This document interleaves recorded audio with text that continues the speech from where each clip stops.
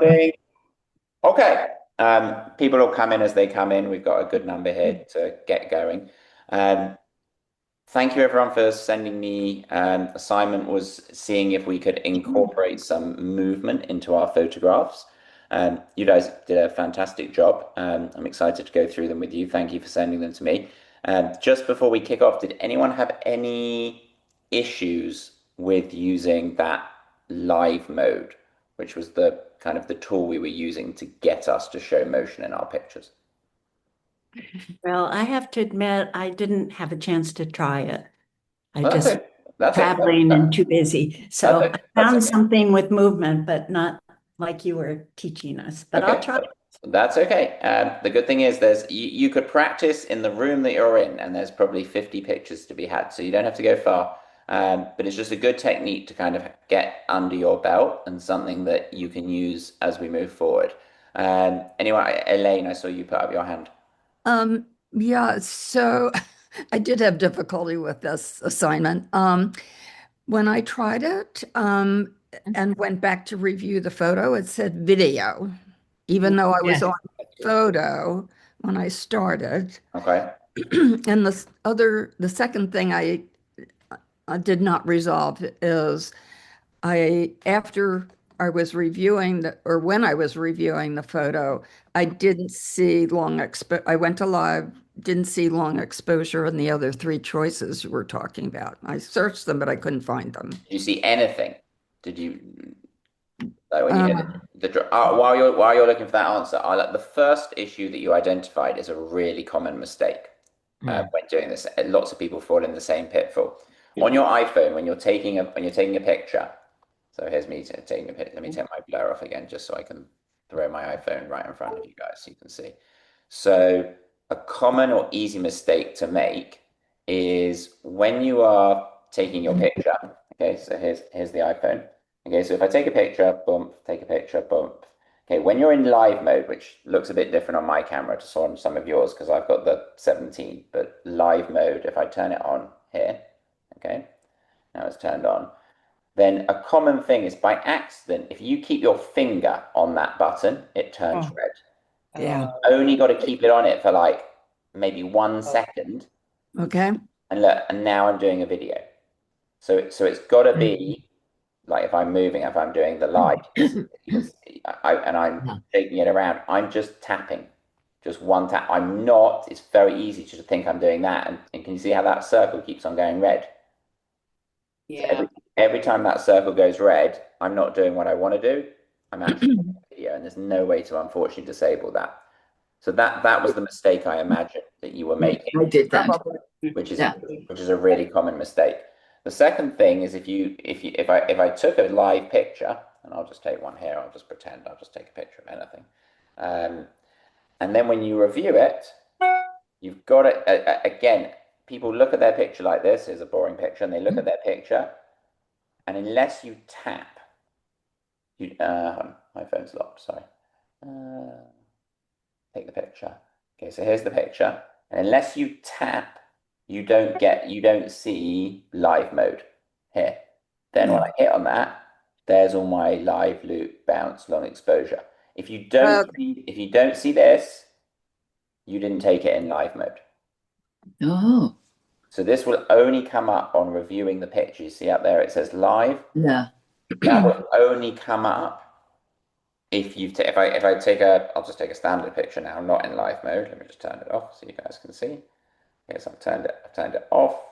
Okay, and if I take a picture of you guys or me, and then if you look now, when I look at this picture, there's nothing up here other than the fact that it says raw.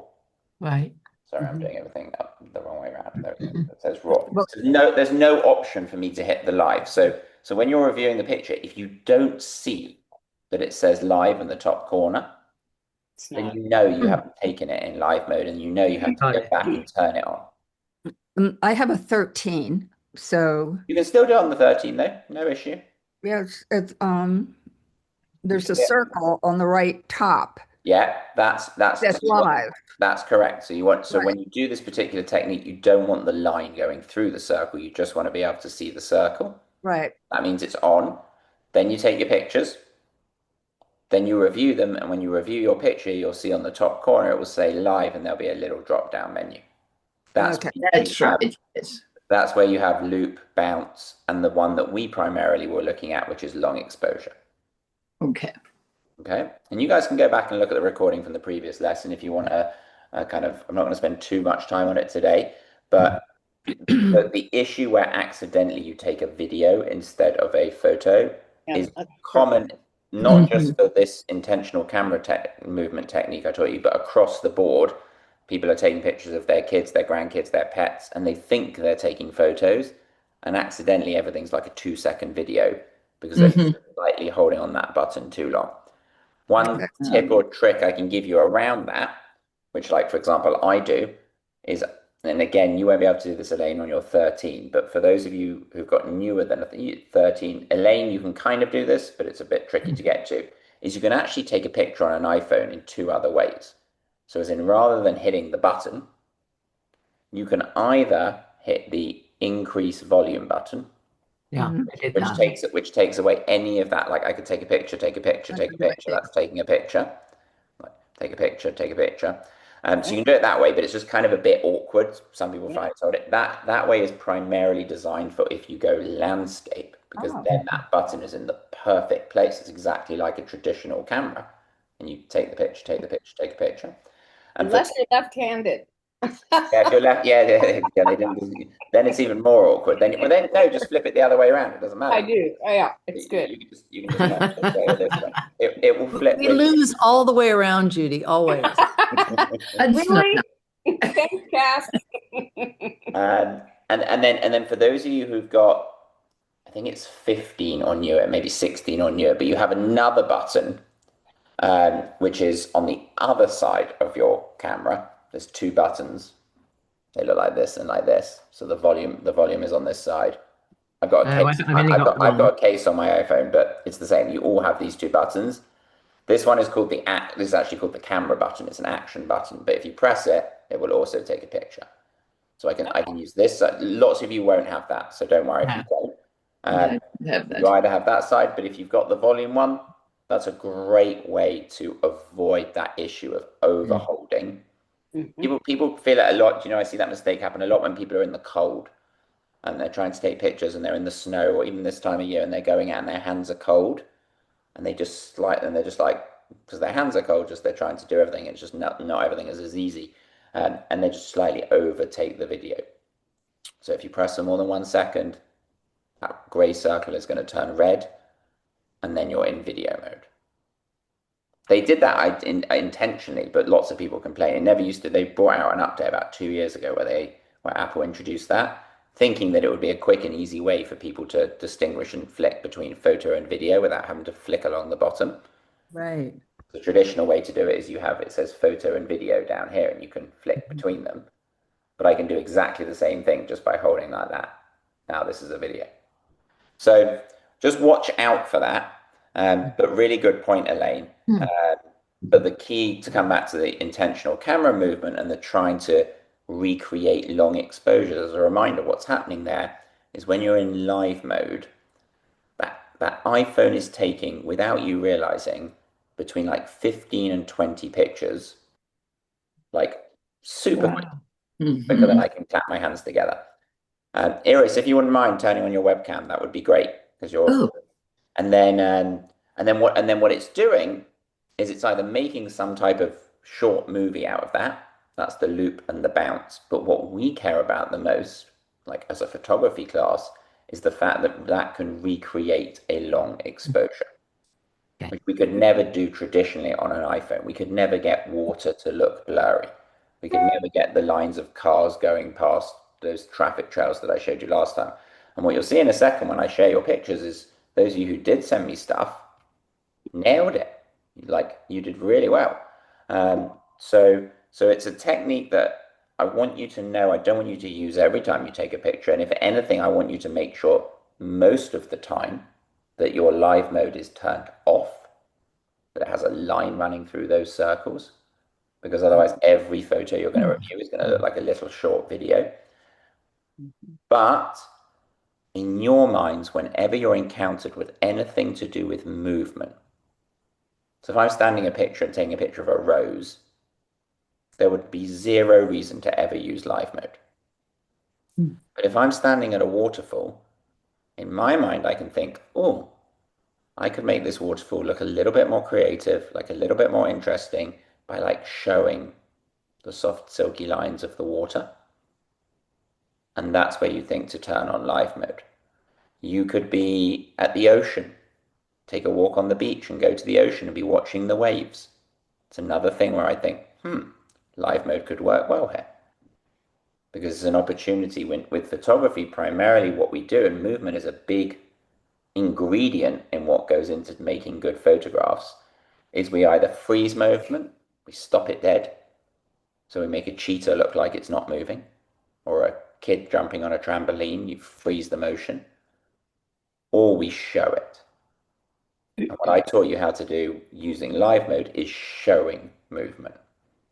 And showing movement is just something that instantly makes your photos go from here to here, because the minute we start creating things that our eyes don't see, we don't see water as soft and silky, we don't see traffic trails going past, we don't see humans as like ghosts and blurs walking through a scene. The minute you do that, you're just elevating the quality of your photo taking. And it's, as I say, it's not something that I'm teaching you, like I have to use this the whole time. It's just I want you to kind of put it away, have it in your toolkit, and at certain moments, and you're going to see it, it'll make sense in a minute when I review the pictures, but at certain moments you're going to use it. One thing I'll say actually before I start sharing everyone's pictures is remember in photography, movement is twofold. One is what are you doing? Are you standing still? Is your iPhone rested on a bench, on a wall, so it's totally still? Have you got a tripod for your iPhone and it's completely still? Or are you in an airplane trying to take a picture out of an airplane? Are you in a speedboat? Like, are you on a wobbly bridge? All of that means that we are moving. So we always have to think about what are we doing? And then we've always got to think about what's the subject doing. Is the subject moving is the first question. If it's a rose inside in a vase, like in your kitchen, likelihood is it's not moving at all. If that rose is outside in your backyard and it's a really windy day and the rose is going like this, well, then we have to think about it. Then there's some movement involved. Water, always moving pretty much. Clouds, always moving. It's just some things you kind of learn that you can either freeze or show the movement. And obviously, if you go and photograph, like, I don't know, a kid's soccer game or you go on safari or you're photographing a hummingbird or a bird in a tree or there's an interesting animal in your like backyard or your dog's running around, that's all movement. Even if you're still, your dog is always moving, your cat is always climbing up the tree. So that's an opportunity to be able to show movement. What's really nice is the iPhone by default. We can unlock it a bit more, but I'm not going to go, it's more advanced than we are at this stage. But the iPhone by default's job is to freeze movement. As in, it tries its best to do everything it can. If you take a picture of a kid running, you don't see the motion of the kid running. It tries to stop them dead, make them look as sharp as possible. Sometimes it doesn't work because it's on automatic essentially, and we have to override it. But at the moment, if we think about movement as either freezing or showing, I'm kind of leaning towards let the iPhone, for this group at the moment, let the iPhone deal with freezing things. It may struggle if you were trying to photograph a Formula One car driving past you because it's so fast. But for most normal situations, hold on, Iris, one sec. For most normal situations, it's going to be absolutely fine to freeze standard movement. By standard movement, I mean like pets and people walking and kids in a playground that you're photographing a kid going down the slide or whatever. Where we're taking control is on the showing movement side. And when we want to create something that looks more dynamic, has more energy, an added level of creativity and artistry to it. Iris, you had a question. Yeah, I wanted to photograph my dog running. And the dog kept running and running and running, and I wanted to have him clear in the foreground and the background muted. Yeah. And the dog was very happy because he got treat after treat after treat, and it didn't work. So I just see a picture of him running, and the background is just as sharp as he is. Yeah, it's a good question. And that's something different. So what Iris is talking about there is how most of us, if you look on our, and Isabella actually sent me a question about this as well. We're going to kind of cover it somewhat today. Is movement is one thing, controlling how we see movement in the photo. Iris, what you're kind of alluding to with your question is actually more to do with focus. Is whether something's moving or not moving doesn't really matter, but how much, if I'm your dog, how much of the scene from the front to the back do I want sharp? Write this down for those of you who don't know what it is. This is called depth of field. Right. Oh yeah, okay. And that's something totally different to movement. It's like a different subject. It's related because they all eventually come together to create our picture, but it's a separate topic. And the definition of depth of field, and actually I'll share my screen so I can do some writing with you guys so you can take some pictures. Hold on. So depth of field, let's get my desktop up. Let's get this. Get this. Okay, so let's grab my pen. The definition of depth of field is how much of your scene, so depth, everyone see my drawing? Yeah. Okay, good. So depth of field is how much of your scene, this is me, this is my scene and I'm taking a picture and I'm over here, oops, and I'm over here taking my picture. So here's me taking my picture. How much of the scene from this is near, this is far, how much of the scene from the front to the back is in focus? That's the definition of depth of field. What Iris was trying to create with her dog was something called a shallow depth of field. And a shallow depth of field is when just one tiny portion, so I'm just going to imagine, let's say here's a flower, okay? If only a tiny, or only the flower, let's say, was sharp, inside my purple rectangle, this is called a shallow depth of field. So a shallow depth of field is when only a small portion of your photograph is in focus. So only when a small portion of your photograph is in focus. And that's most commonly used for portraits. Like look at everyone on Zoom at the moment. The majority of you have a shallow depth of field. You're sharp, your background's blurry. That's a shallow depth of field. It's when we want the subject to stand out. So any like portraits, animal, flowers, product. Like if I was photographing my Gatorade bottle for Gatorade, I'd want the Gatorade bottle to be sharp and everything else to be blurry. You could almost put this under a big heading of just things. When you're photographing a thing, it could be an apple sitting on your table. And I should really add food to here, because food is a common genre of photography that uses shallow depth of field. Anytime we have a thing, we want the depth of field to be shallow.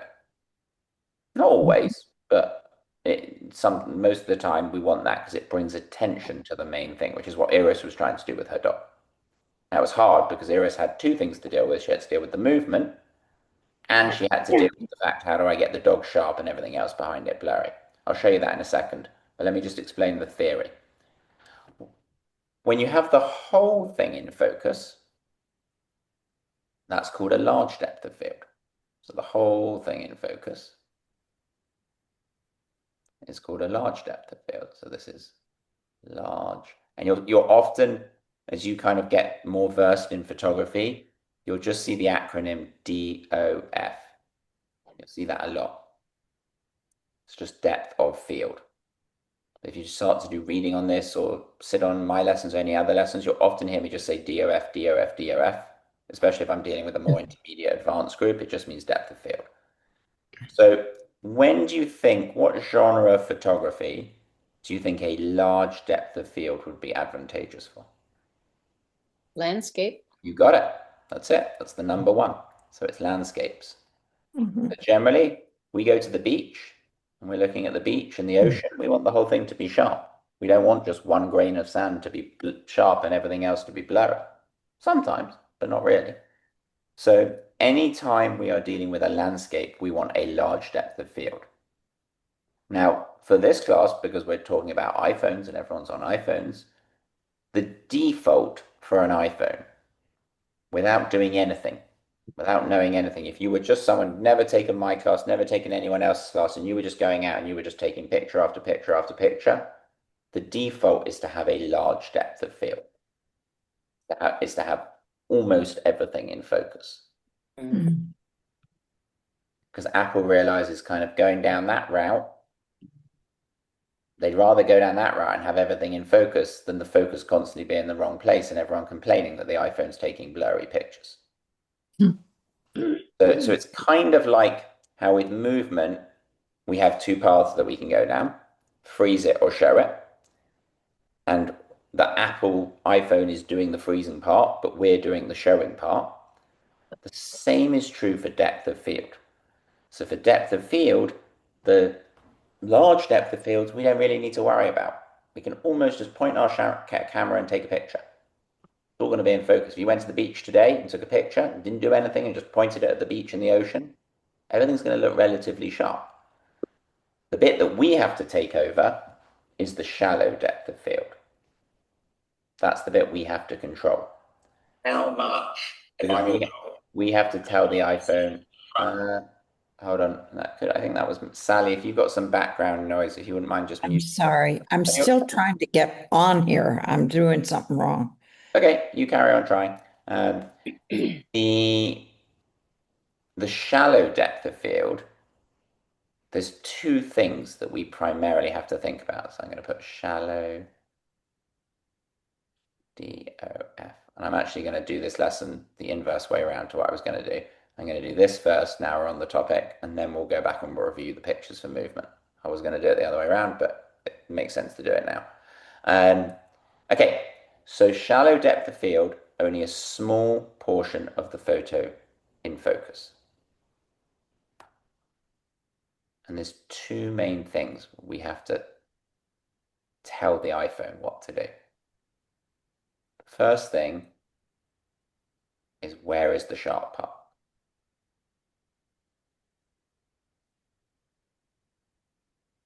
And the sharp part is usually, the question could be, where is the subject? So I'm going to show you how to do this in a minute. What you have to tell the iPhone where the focus should be. And then the iPhone kind of figures out, okay, Judy's told me the focus should be on Adam, therefore I'm going to blur everything else in front and behind. The second question, the second thing you have to tell the iPhone is, I'll do it in a different color, is how much blur do you want there to be?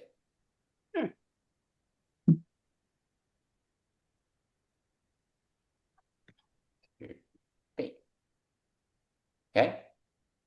So it's essentially the strength of the blur. But if I bring in a good photography word here, blur in photography, I mentioned this in the very first class we had. Can anyone remember the fancy word for blur? Bouquet. Good. Really good. Fun. Yeah, What nice. was it? Nice job. I'm going to write it down. It's bokeh. Yeah. This. So again, if I was teaching an intermediate, expert, advanced group, if I was teaching a bunch of professionals here and I asked them the question, the way I'd phrase it is, how strong do you want the bokeh? It just means, it's just the fancy photographer's language of saying, what's the intensity of the blur? In fact, in GCA world, over the last 7, 8 years, I've seen come up quite a few times contests, shows, themes, where the whole theme is just bokeh. They kind of brand the whole thing bokeh, and they want you to create different types of blur. The movement that we did last week, the intentional camera movement, is a form of bokeh. Mhm. If you want the really fancy definition of bokeh, I don't have room to write it down here, but bokeh is if you want to write it down, it's good to know. It's the aesthetic quality of blur created by a camera lens. That's the definition. So it's the aesthetic quality of blur created by a camera lens. It's actually a Japanese word. Derived a lot because a lot of the main camera manufacturers, Nikon, Canon, Sony, are all Japanese. So they coined this term a long time ago now, but it's become regular vernacular in photographers' language about bokeh. Okay. So ultimately, we have to tell the camera to create a shallow depth of field, to have the subject sharp and everything else blurry, by doing two things. We have to tell it where's the sharp part, and then it subsequently is going to kind of fill in the gaps and make everything else blurry. And then two, we have to tell it what's the intensity of the blur. How strong do we want the bokeh to be? Do we want to really be able to see what's behind Elaine? Or do we want it to be so blurry that she could be on the beach and we wouldn't know? We can change that. That's called it. And as we change that, the depth of field, the more blur that you get, generally the shallower and the shallower the depth of field. Because you're only getting a tiny, this is my picture, you're only getting a tiny portion of the photo in focus. Okay? So, any questions on that before I move on to how we actually do it? Yeah. Hey, Iris, you got a question? No, I'm just dying to hear how you do it. Okay, good. By the way, there's quite a lot of us on today. If you do have a question, you have your hand, just stick up your hand. But if I don't see you, Zoom only shows me 6 people at a time and it kind of rotates. So if I haven't answered you in like a minute, just interrupt me. And then I know you're waiting. And I'll make sure I answer your question. Okay. Okay, so first question, how do we do it? So how do we set the focus? How do we create a shallow depth of field?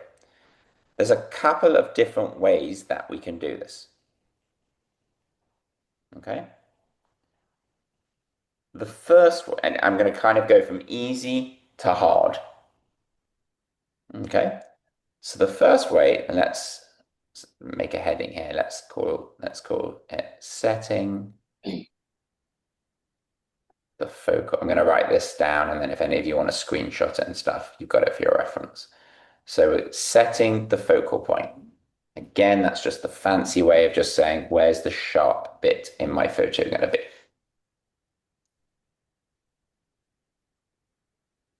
The first way, number one, we actually already know. We've learned as a group.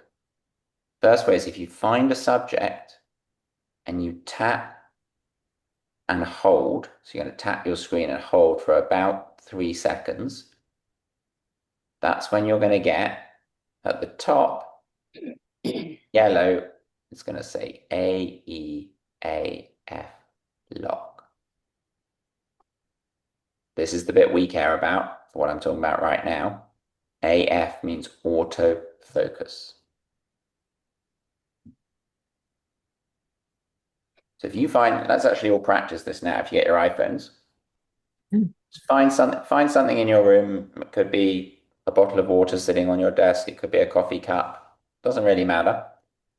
And I want you to just make sure that you press and hold 1, 2, 3.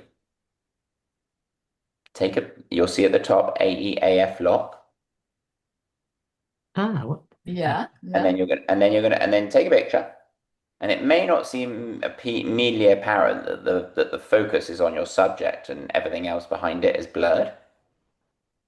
But if you take a look at your picture and then you zoom in on the edge of whatever you took a picture of, the water bottle or the coffee mug, you should see a little bit of blur. Not much, but you should see that the background is not quite as sharp as the thing you tapped on. Mm-hmm.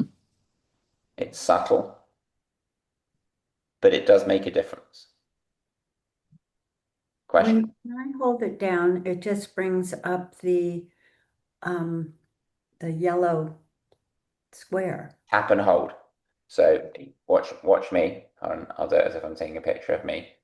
Oh, there. Yes, I You got found it? it. So you just literally have to tap and hold for like 3 seconds. And that's doing a number of things.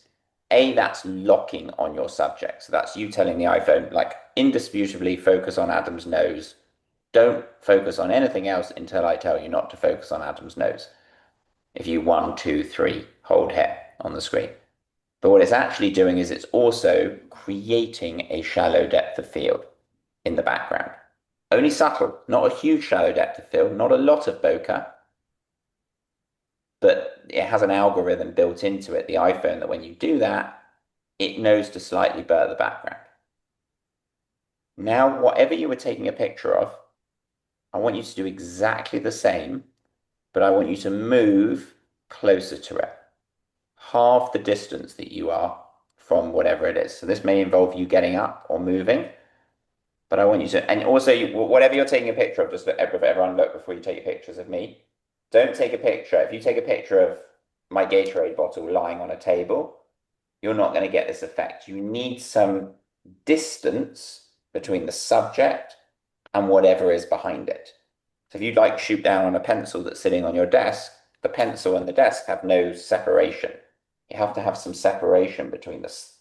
I'll draw it like this so you can understand. Hold on. So you have to have, let's change my color. So if this is my frame, and this is my back, and this is my wall, if my flower is right on the wall here, I'm not going to be able to get a very good shallow depth of field. There has to be, I want the flower here. I want some separation. Oh no. Hold on.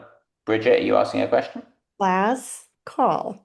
Anyway, what's up? What? Hello, Bridget, are you there? No? Okay, don't worry. Was that me, or could everyone just suddenly hear Bridget talking to her? Yeah. We all heard her. Yeah, we all I'll heard. text her. I'll text her. Don't worry. Just text her and just maybe say she's on mute, Cass, and if she can turn her camera on, that would be great. Okay, so yeah, you need separation, first of all. To create a shallow depth of field, the subject always has to be there's got to be a little bit of distance between the subject and the background. If I took a picture of my kid and I put her right up against the wall, I'm never going to get a shallow depth of field. I If love she's it. 4 foot away from the Yeah. wall, then I'm going to get that. Oh, you're so sweet. Oh, hold on. Yeah, I feel pretty good. I just Cass, can you just message Bridget and tell her to mute actually herself? the day before I started sneezing, and I thought, when it starts, Doing as fast as I can. of a journey. Anyway, You might want to call her. You can't call her. I'm gonna call her. Yeah, can someone call She's her? on the phone. Yeah, we're hearing her whole conversation. She's just muted herself. There we go. So, okay, so hopefully, Bridget, your sneezes are better. So we want to create separation between the flower or whatever it is and the background. But the second thing that we can do straight away to increase the depth of field is by you moving closer. The closer you move to the subject, you do something when you move closer to the subject, so decreased distance equals decreased depth of field, i.e., you're going to make more blur just by moving closer to the subject, by zooming with your feet. It's a great photographer's trick where you move close to the subject and that compresses the depth of field and creates more blur in the background. So you could tap and hold, take a picture, and then you could move 3 feet closer to the thing, tap and hold again, and on the second one, you're going to see a lot more blur behind the subject. If you haven't, I can see some of you practice that. If you haven't, try it. Make sure it works. But there's no reason why it shouldn't. Give it a go. Oh. Everyone see that? Mm-mm. And you most notably see it actually when you review the picture and then you zoom in on the edge of the water bottle or whatever it is you're photographing, and you'll see that will be really sharp and the background will be increasingly blurred. Okay, so if I just take away my diagram here for a second and I come back to setting the focal point, first thing we're going to do is we're going to tap and hold. If we want to then create more blur, we have 2A and 2B. This is to create more blur. So to create more bokeh. So 2A is simple. Move closer to subject. That's all you got to do.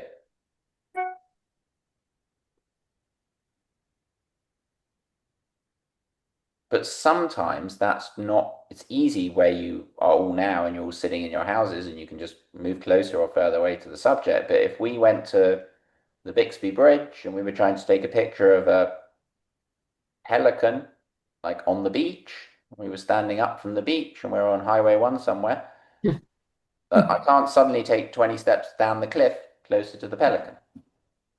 So in the real world, 2A sometimes isn't practical, which is why we have 2B.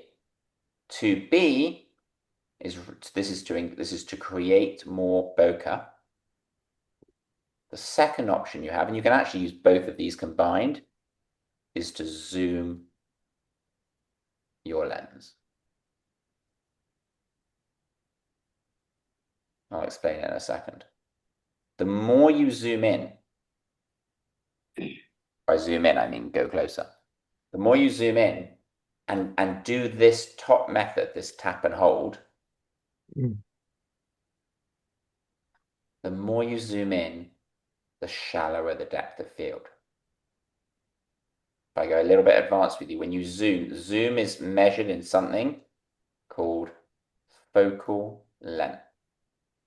And you can all see this if you go on your cameras, and you all have those numbers at the bottom, 1, 3, 5, okay? And remember I taught you the trick where you can use your finger and you can like create a wheel.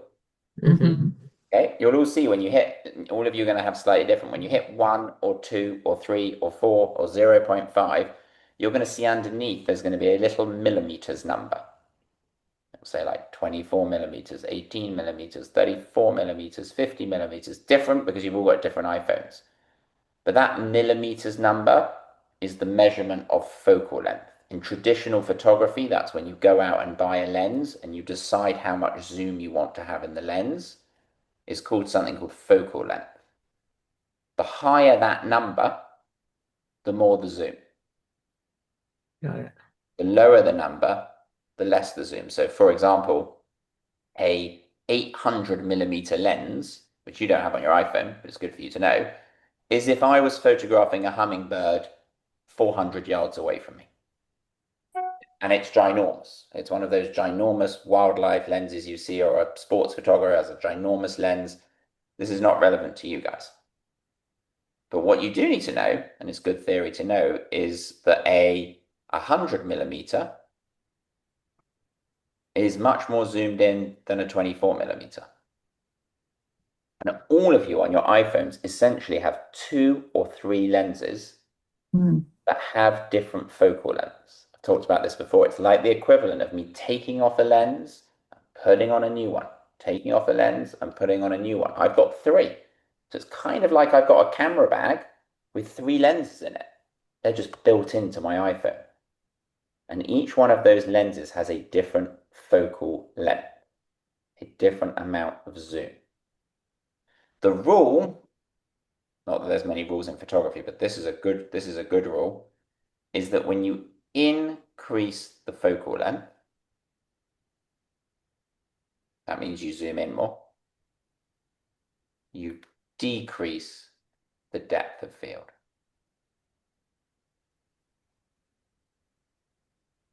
That's a very fancy way, but it's good to, it's just like a mathematical equation, but it's to say when you zoom in more of your picture becomes blurry. That's me saying it in layman's language.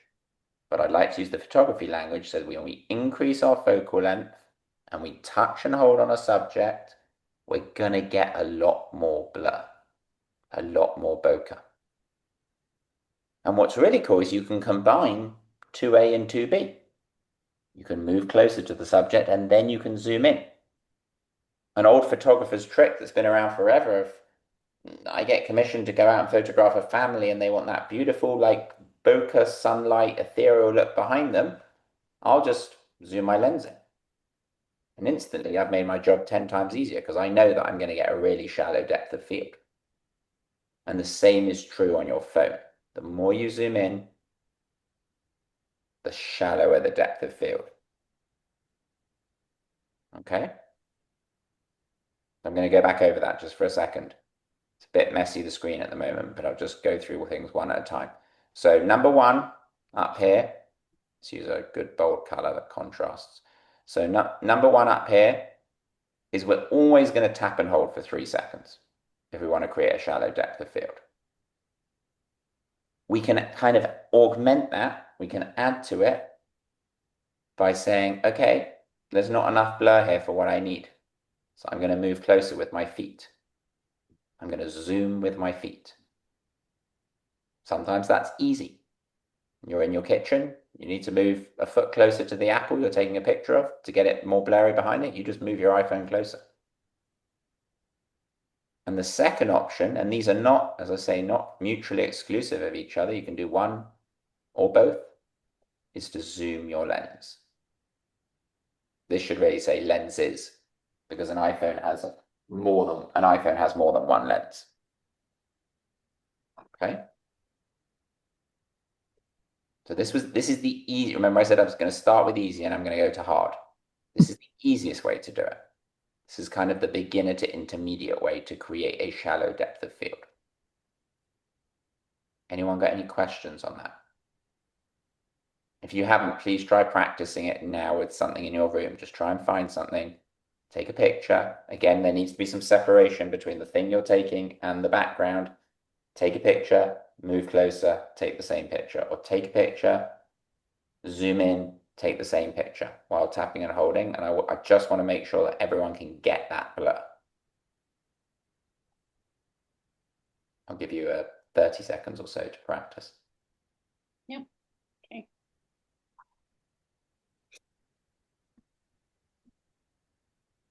Eat my coffee. Sorry, it was just loud. I didn't mean. Yeah. Okay. Anyone got any questions on that? Good. So the reason I said this goes from easy to hard is this is very easy to do if you've got something that's sitting totally still. Or you've got something that's very big, relatively big. My hand is really big. My thumbnail is not very big. It's a smaller object in the frame. So this is kind of the go-to where we start. Let's get a little bit harder. Okay. So if you're writing your notes, that was all under like number one. How do we create a shallow depth of field? Now we're going to do three. This is going to be number two. The number two is we engage, and many of you would have seen this before. We engage something called macro mode. Now, not all of you will have this, just a caveat. Those of you with an older iPhone, you won't have this. But I want to show it because I can show it in 5 minutes. So don't worry if you can't see this. That's not a big deal. It's only on the most maybe 3 or 4 latest iPhones. You've got an iPhone 12, 13, 14, you're not going to be able to see this. Doesn't matter because you have other ways of doing this, but I should teach this just to make sure I'm not missing any steps.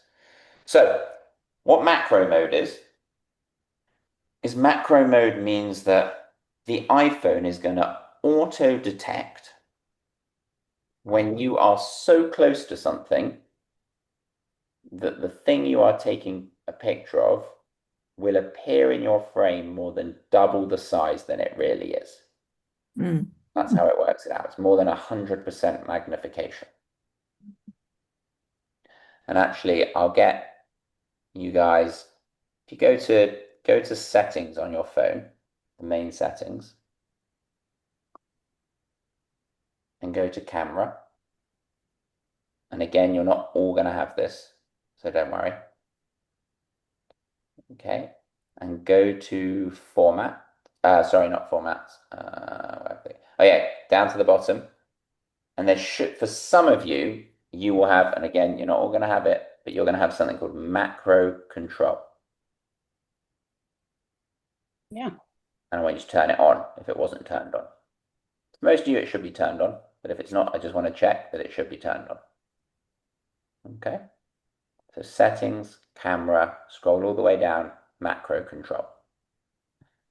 If that's turned on, what the iPhone will do, it's really smart, is if you bring your phone relatively close to a subject, and by relatively close, I probably mean like less than 2 feet, 2 to 1 feet, is it will automatically engage this macro mode. And it actually comes up on your phone and it says macro. Well, it depends what phone you got. Some people you'll see the word macro. Some people you'll just see like a yellow flower. Right. Okay. Purely, and now if you, so to engage macro mode, all you've got to do is move close to the subject.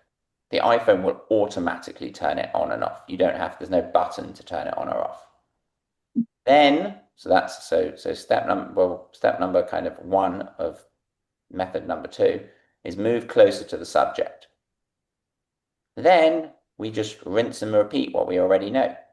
Then we're going to tap and hold while in macro mode. Tap and hold on subject. And then we're going to 3, take photo, and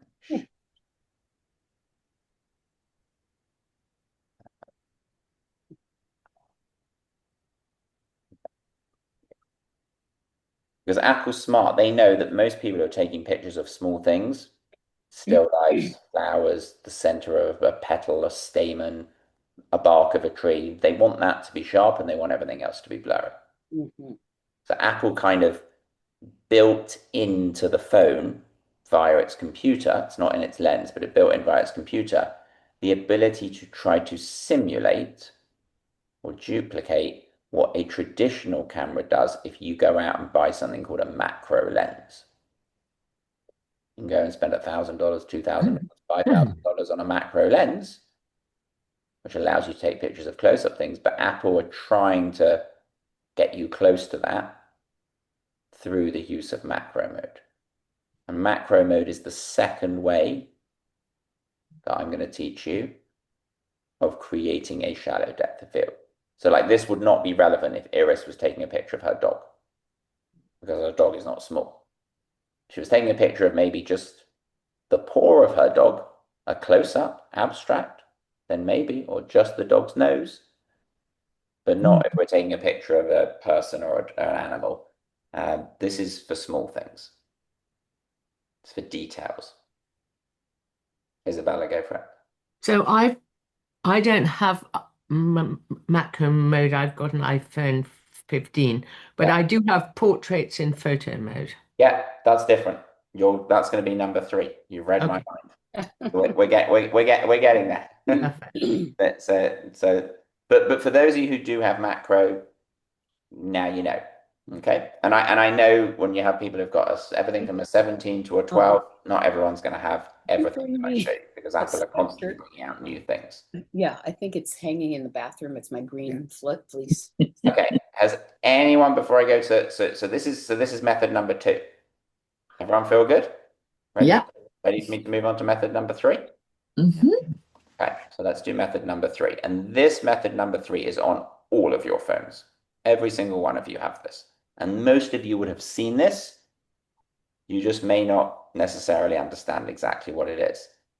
And it's called portrait mode. Mhm.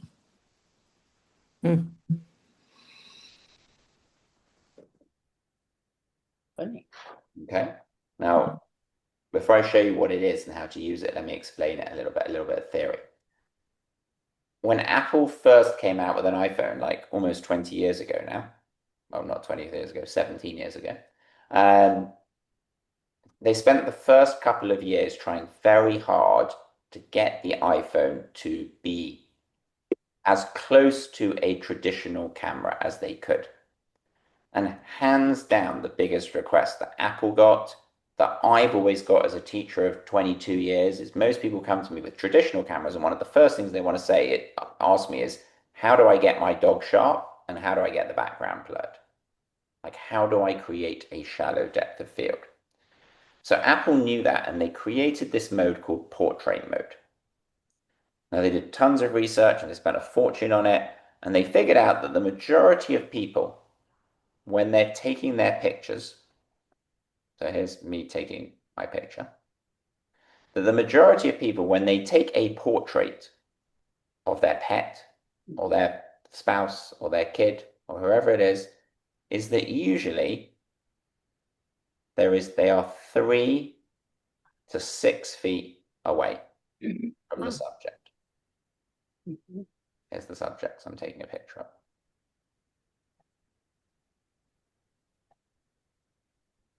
So what that means, what's actually really interesting, what portrait mode is actually doing, without you realizing it, is here's us taking a picture. Okay. And here's our subject, 3 to 6 feet away from us. 3 foot to 6 foot. What it actually does is it takes a picture without you realizing with the whole thing in focus. It takes a large depth of field picture. You don't see this, but behind the scenes, what's happening is it takes a picture where everything is in focus. And then it just places blur everywhere other than things that are 3 to 6 feet away from you. That's funny. And some of you, I'm interested, how many of you have ever encountered portrait mode or tried to play with it? Just show of hands. Well, I've seen it, but I don't know. Yeah.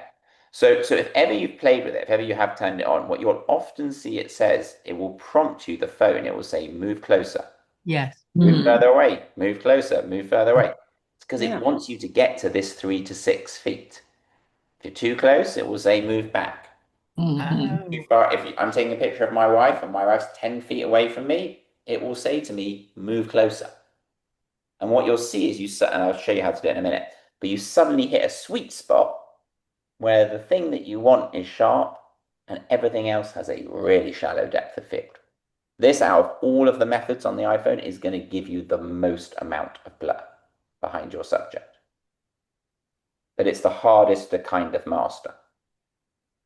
But the key, just remember in your minds what it's actually doing is it's creating a real sharp picture from front to back. And then it's like algorithmically, the computer is putting on a little bit of sharpness just in a small sliver 3 to 6 feet away from you, and it's blurring everything else. Okay? So, first of all, to do this, you have to have separation, again, between the subject and the background. This will not work if you're taking a picture of a vase with some flowers in it, and the vase is here, right up against your wall. You have to have some separation. Before I show you how to do it, let's just make sure everyone's got it turned on. So go to the settings again on your iPhones, please. And again, we're going to go to camera, if you're not there already. I'm going to scroll all the way down again. And again, some of you may not have this because it's on by default, but for those of you who do, you'll see that there's a thing you can toggle on, an option that says portraits in photo mode. And it says automatically capture depth information if a person, dog, or cat is prominent in the frame in photo mode, so you can apply portrait effects later. don't have it, don't worry about it. But if you have it, hold on, Isabella, one sec. If you have it, here it is. Oh, well, mine. Then you need to turn it. Hold on, we got a few questions. 1 second. If you have it, turn it on. It may say something slightly different on your iPhone than my iPhone, but it's going to be along the same lines. The wording maybe just be slightly different. Okay, hold on. Let's go from who put their hand up first. So I think who put their hand? Go on, you can call yourselves out. Hey. Nancy. Hey, Nancy. When I have my camera set to take a photograph, there's a choice down below that says Yeah, we're gonna get there. Okay. That's good. That's that. But I need don't to have the other thing that you're having us look for. Don't worry. Not a big deal. If you don't have it, that's fine. Isabella, you had a question? Should that stay on all the time? Yes, please. Okay, thank you. Absolutely. Most of these things, like in the camera settings, kind of deep hidden in here, are almost kind of set it and forget it. Like they're kind of hidden back here for a reason because they're not things you have to change the whole time, but they're things that it's definitely going to make your life easier having them on. Okay, so now let's all flick to our cameras as if we're going to take a picture. Okay, and down at the bottom, we've already figured this out. And again, it's going to look slightly different on my phone than it is on your phone. But down at the bottom, you're going to have some options here. Some of you are going to see more words than that. But if you flick, I want you to get to the one that says portrait. And you'll all have this, everyone. Okay? I want you to, don't worry about if you see like a little hexagonal thing up here, ignore it, a cube for some of you. I want you to try and find something in your room. You may need to get up. Try and find something that is 3 to 6 feet away from you, but has some separation between that and your wall. Okay. So, and then I want you to do the same trick, and I want you to tap and hold on it. But this time you're not going to get a yellow square, you're going to get a white square, and you may get the prompt, move closer, move further away, move closer, move further away. I'll take a picture of my Gatorade bottle.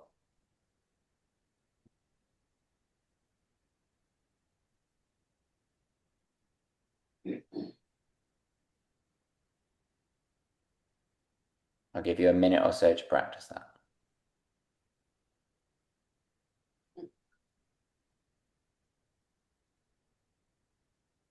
So you want to try a few different things in your room, but you need some separate. You can see, for those of you who are still in front of a computer, I just took a picture of my Gatorade bottle. And you can see the background is totally blurred. Like behind my thumb, we've got all that lovely bokeh. Over here, that's bokeh in the background. But the Gatorade is really sharp. Mm-hmm. Okay? Just wait for everyone to come back in front of their computers. Sorry. You don't want to have this turned on, by the way, portrait mode, when you're just out and about taking normal pictures. Because it will drive you mad, because the iPhone will keep on saying to you, move closer, move further away, move closer, move further. Yeah. Stop you taking the picture. This is exclusively when we have a thing, a person, a pet, some food, a product, a piece of jewelry. It doesn't matter what it is, but where we want that thing to be sharp and everything else to be blurry. And that shallow depth of field technique is used on almost every commercial piece of photography you ever see that's trying to sell you something. Someone's trying to sell you a sneaker or Kate's headphones that she's wearing. Like the headphone, if I took a picture, the headphones are going to be sharp and everything behind it's going to be blurry. So your attention goes to the product. Your attention goes to the focal point, to the main thing.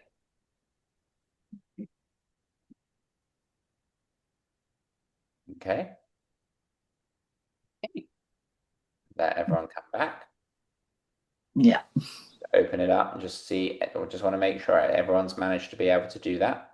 See the blur. How many of you got a move further away, move closer prompt?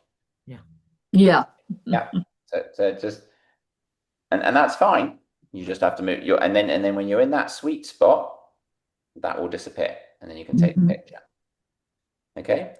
What's Oh, yeah.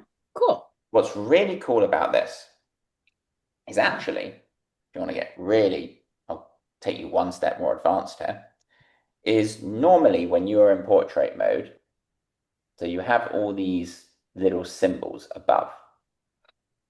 In fact, actually, let me make myself bigger so you can see me better. Okay, that should be easier. Is that better? You guys see me bigger? Yeah. Okay. So Yeah. I'm in portrait mode. Okay.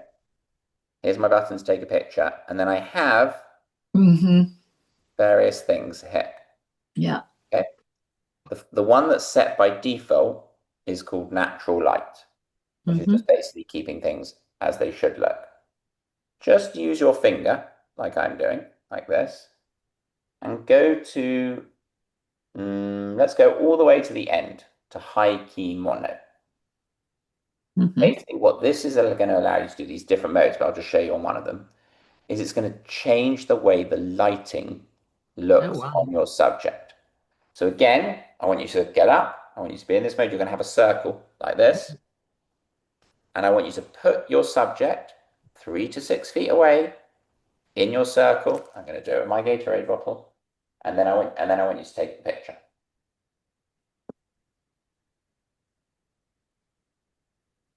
Whoa. That's weird. Mine is now black and white. That's fine. It's meant to be black and white. Don't worry. Yeah. Yeah. Black and white, yeah. And look what it's done, and look what it does to the background. Oh, wow. Gosh.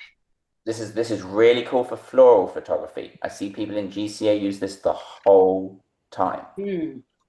So going into portrait mode is number one. That's like making us creative. That's creating a shallow depth of field. But within portrait mode, we have quite a few different modes of manipulating the light, one of which could be go from color to black and white. The fancy word they give you is high key mono light. It's just the type of lighting. High key just means it's high contrast. Anyone remember what the word key in photography means? Key means strongest light. So that's just basically pretending that you have a really strong light shining on your subject. And when it says mono, that just stands for monochrome, black and white. Oh, wow. Everyone gets so look at my Gatorade bottle. What happened to it? Wow. Compared to the one that I just took before, which was that. Same Wow. thing, both in portrait mode. Look, there's my hand with the Gatorade. Look, looks like I got a commercial for Gatorade straight away. Mm. Shame I'm not a hand model. I'll tell you a funny story. I used to work. In fact, Isabella would probably be the only person that would know. Isabella, do you know the company Ocado? So that's like you guys wouldn't know it, but it was the first online grocery store in Britain Yeah. that delivered, kind of like Instacart. And I used to I used to run their photography studio and I helped them build out all their content at the beginning. And we used to have hand models. I've also worked with really high-end jewelry and things. And you'll get these men or ladies that will come in and they're wearing white gloves. They keep their gloves on the entire time. Their hands are like their biggest commodity.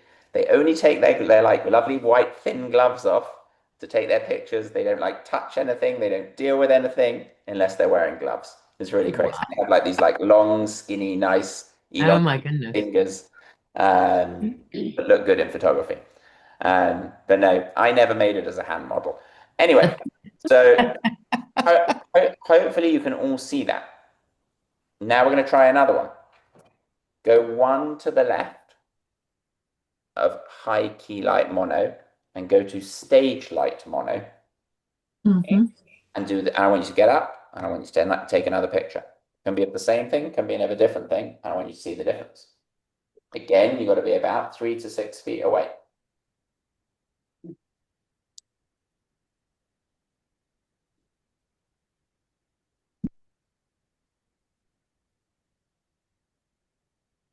Get yours.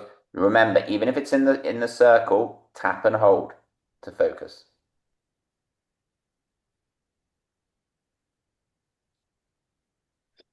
Oh, yeah. Huh. It's spotlight. You got it? And look at my, I'll wait till everyone comes back actually.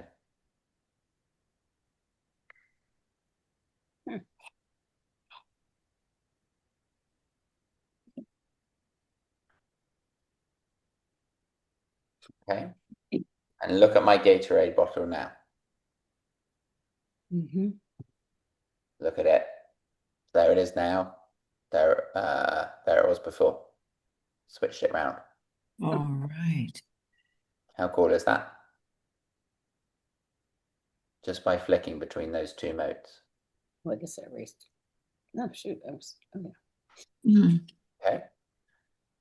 So both have shallow depth of field, but both have this kind of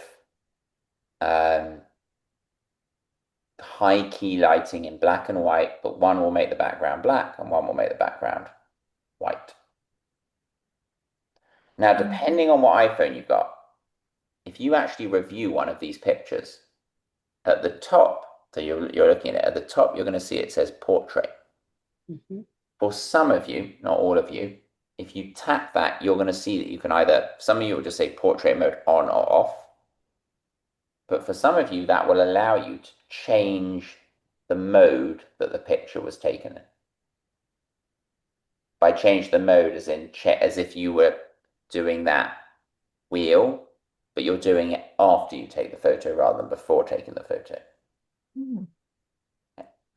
That's only on some of the iPhones you're going to see that. So don't worry too much about it if you don't. Because the main thing is I want you to get it right taking the picture anyway. Oh, I see. It's another icon. It's an icon, you got it exactly. When you're reviewing the photo. Very bizarre. And actually and as I've mentioned before, eventually with this group, I do want to get you onto Lightroom and into this program called Lightroom. But for those of you who've got Macs and are using Apple, which is great, which is a great first start, when you look at your Photos program on your computer, maybe I'll put it up so I can show you. So when you look at your Photos program on your computer, you will see when a photo has been taken in portrait mode. Oh, If you yeah. open it up on your computer, and you can actually change the mode there and then on your computer. I'm waiting to see if mine syncs in so I can show you. I'll give it a second and then I make it. But essentially, after the fact, you can go back and change it. It's a form of editing. But the crux of technique number 3, which is portrait mode, is you really have to understand that you have to be 3 to 6 feet from something for it to work optimally. Most of the time on that wheel here, you're going to have this on, I'm going to turn it all the way back. You're going to have it on natural light. I'm going to go all the way back to there. I'm not going to worry too much about this, like studio light, contour light, stage light. There's loads of other ones. The 3 that people end up using most creatively to begin with are the natural light and the 2 at the end. High key light mono and stage light. Mono just means, as I said, monochrome. Fancy word for black and white.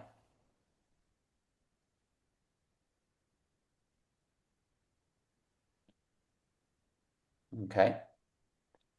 And I just want you to start playing with this when you have a thing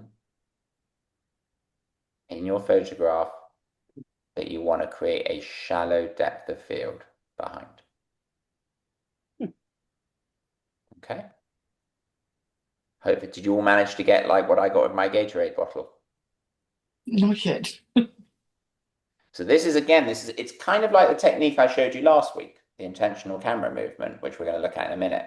It's not something you're going to use on every one of your pictures, but it's something that I'm showing you that you now have in your your skill set, that if you are taking a picture of a rose in lovely golden light in the evening, you can take one picture normally, and then you can try and be a bit more creative and try and create more of a shallow depth of field behind it, or try and turn it black and white and have this like high key light look.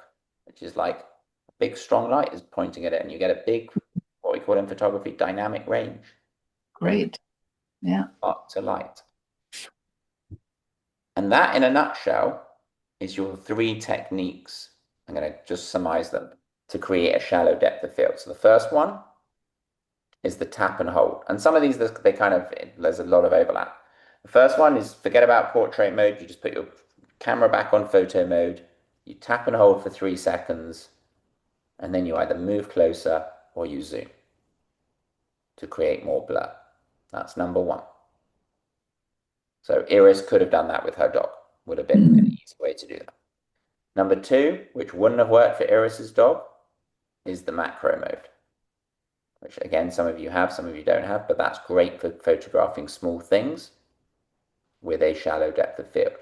You have to bring your camera closer than 2 feet to the subject for the iPhone to auto-engage it, for it to turn it on. You can't turn it on or off you can't turn it on or off manually.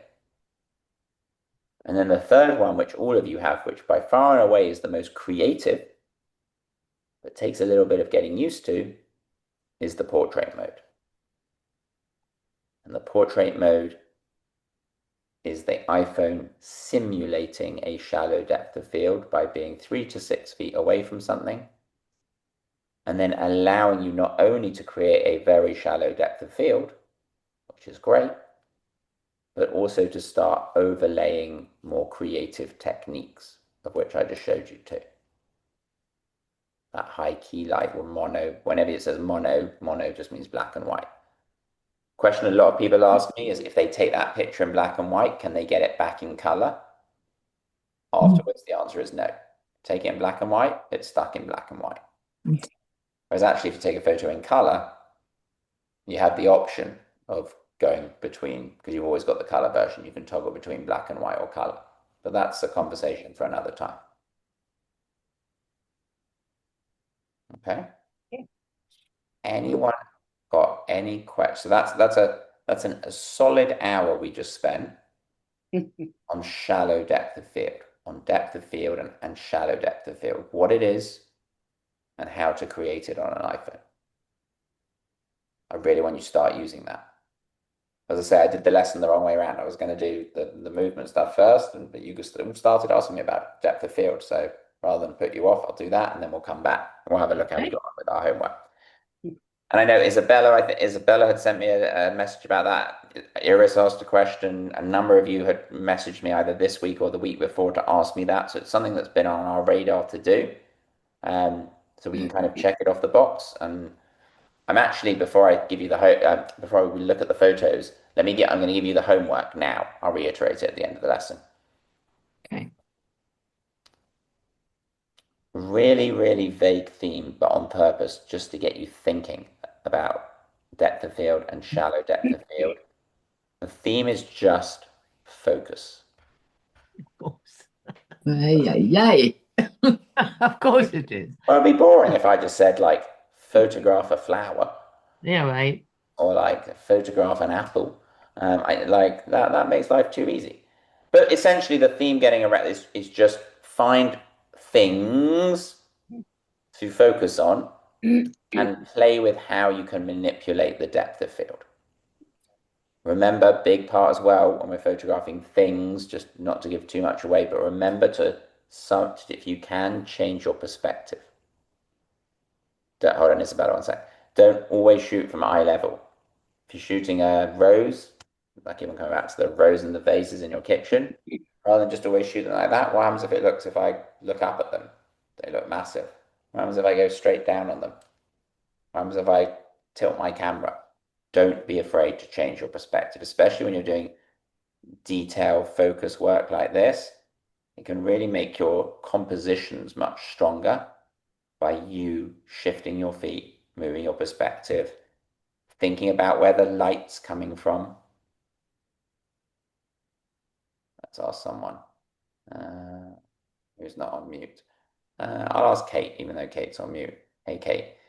Kate, in an ideal world, where do we want the light coming from if I was photographing an apple? From front. The front. from the front, extrapolate. Facing the apple. The light Facing is the coming apple, out. you got it. Yep. From behind me as the photographer, facing the apple, you got it. And sometimes what people do is they're like, oh my God, I'm going to take a picture of this lovely fruit bowl in my kitchen. And they just don't think to move. They take it, and the lighting is totally in the wrong place. The light is behind the subject, and the apples and the bananas and everything are in the shadows. So when you're thinking about perspective, usually we're shifting our perspective for two reasons. One, to get a better composition, and two, to make sure we are in the optimal possible place that we could be in that situation to get the best lighting scenario we can. Okay. So Isabella, you had a question.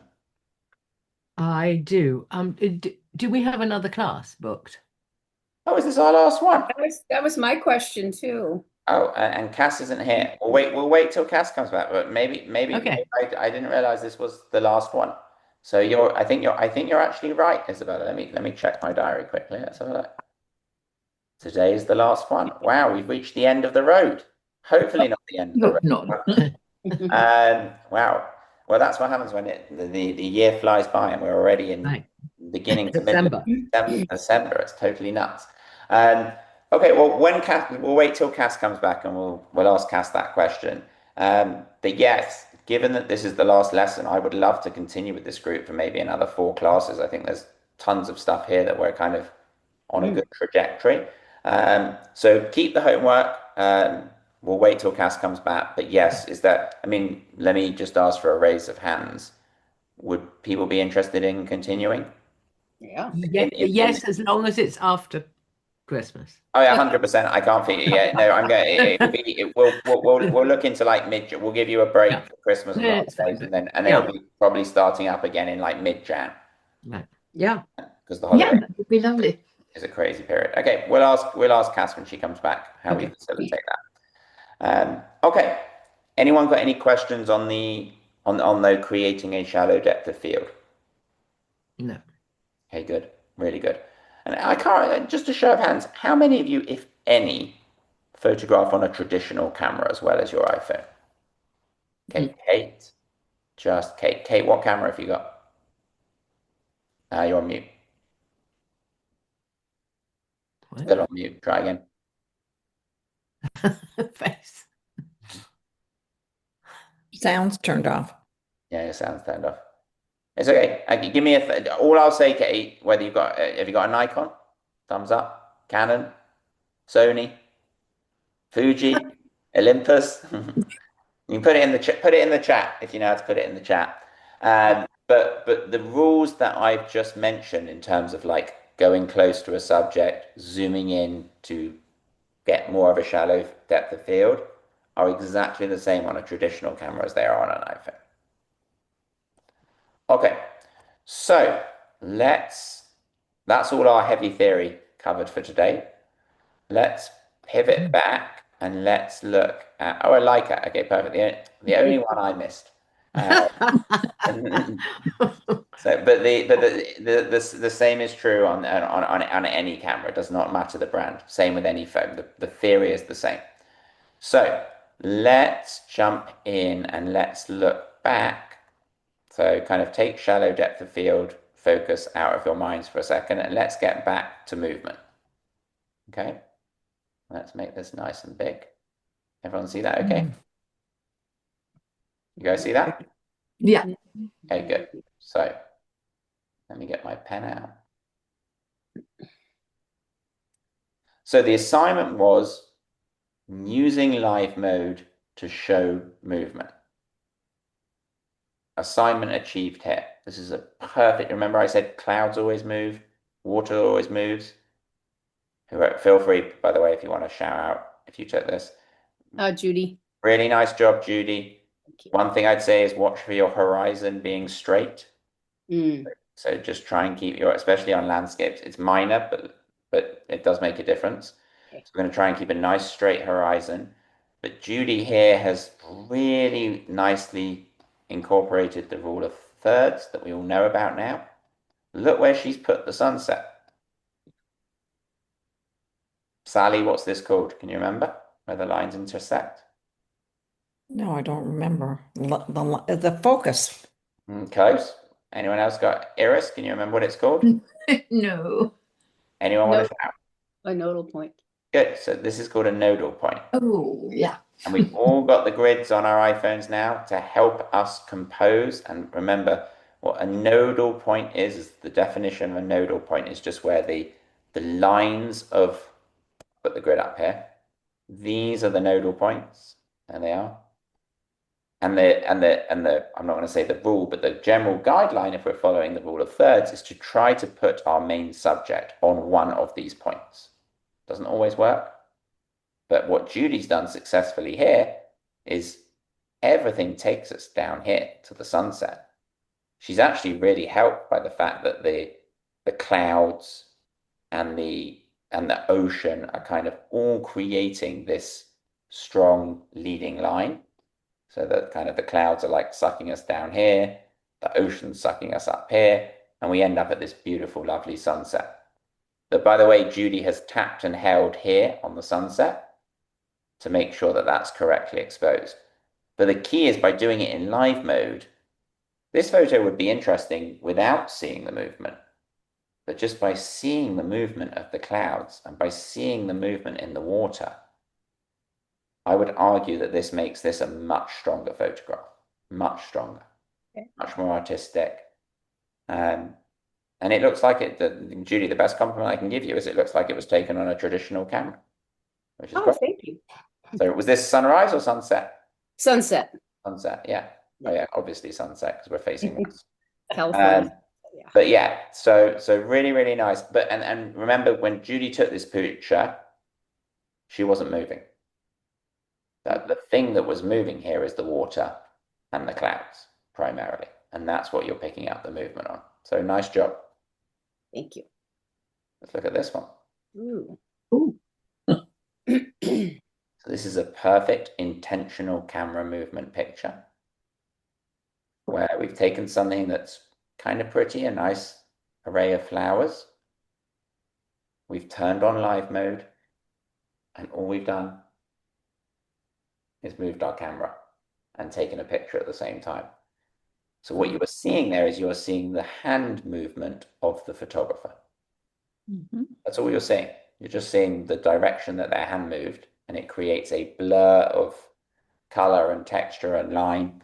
And this is a perfect intentional camera movement picture. I think be careful, watch out on the edges up here. This is not on purpose, but when you look at it afterwards, try to watch for the edges being too bright. Because generally when the edges are too bright, they take our attention away from the focal point. So I would have probably you could have cropped this on your iPhone before sending it to me, but I would have just probably taken out those bright bits, and also then you feel a bit more of a sweep of the flowers up, and you really feel the movement. Those bright bits on the corner, if ever you're sitting on a GCA like judging thing, and you hear them say the word specular highlights. That's the fancy photography word for bright parts of the photo that shouldn't be there. Very pretty. The definition of it are, and my writing is absolutely terrible that I'll rewrite it. Specular highlights. Specular highlights. The definition of a specular highlight is a bright part of the photograph. Uh-oh, you're frozen. Really? Am I here? Hello? Uh-oh, we lost you. Oh dear. Am I here? Yeah, No, that's I know. Am I back?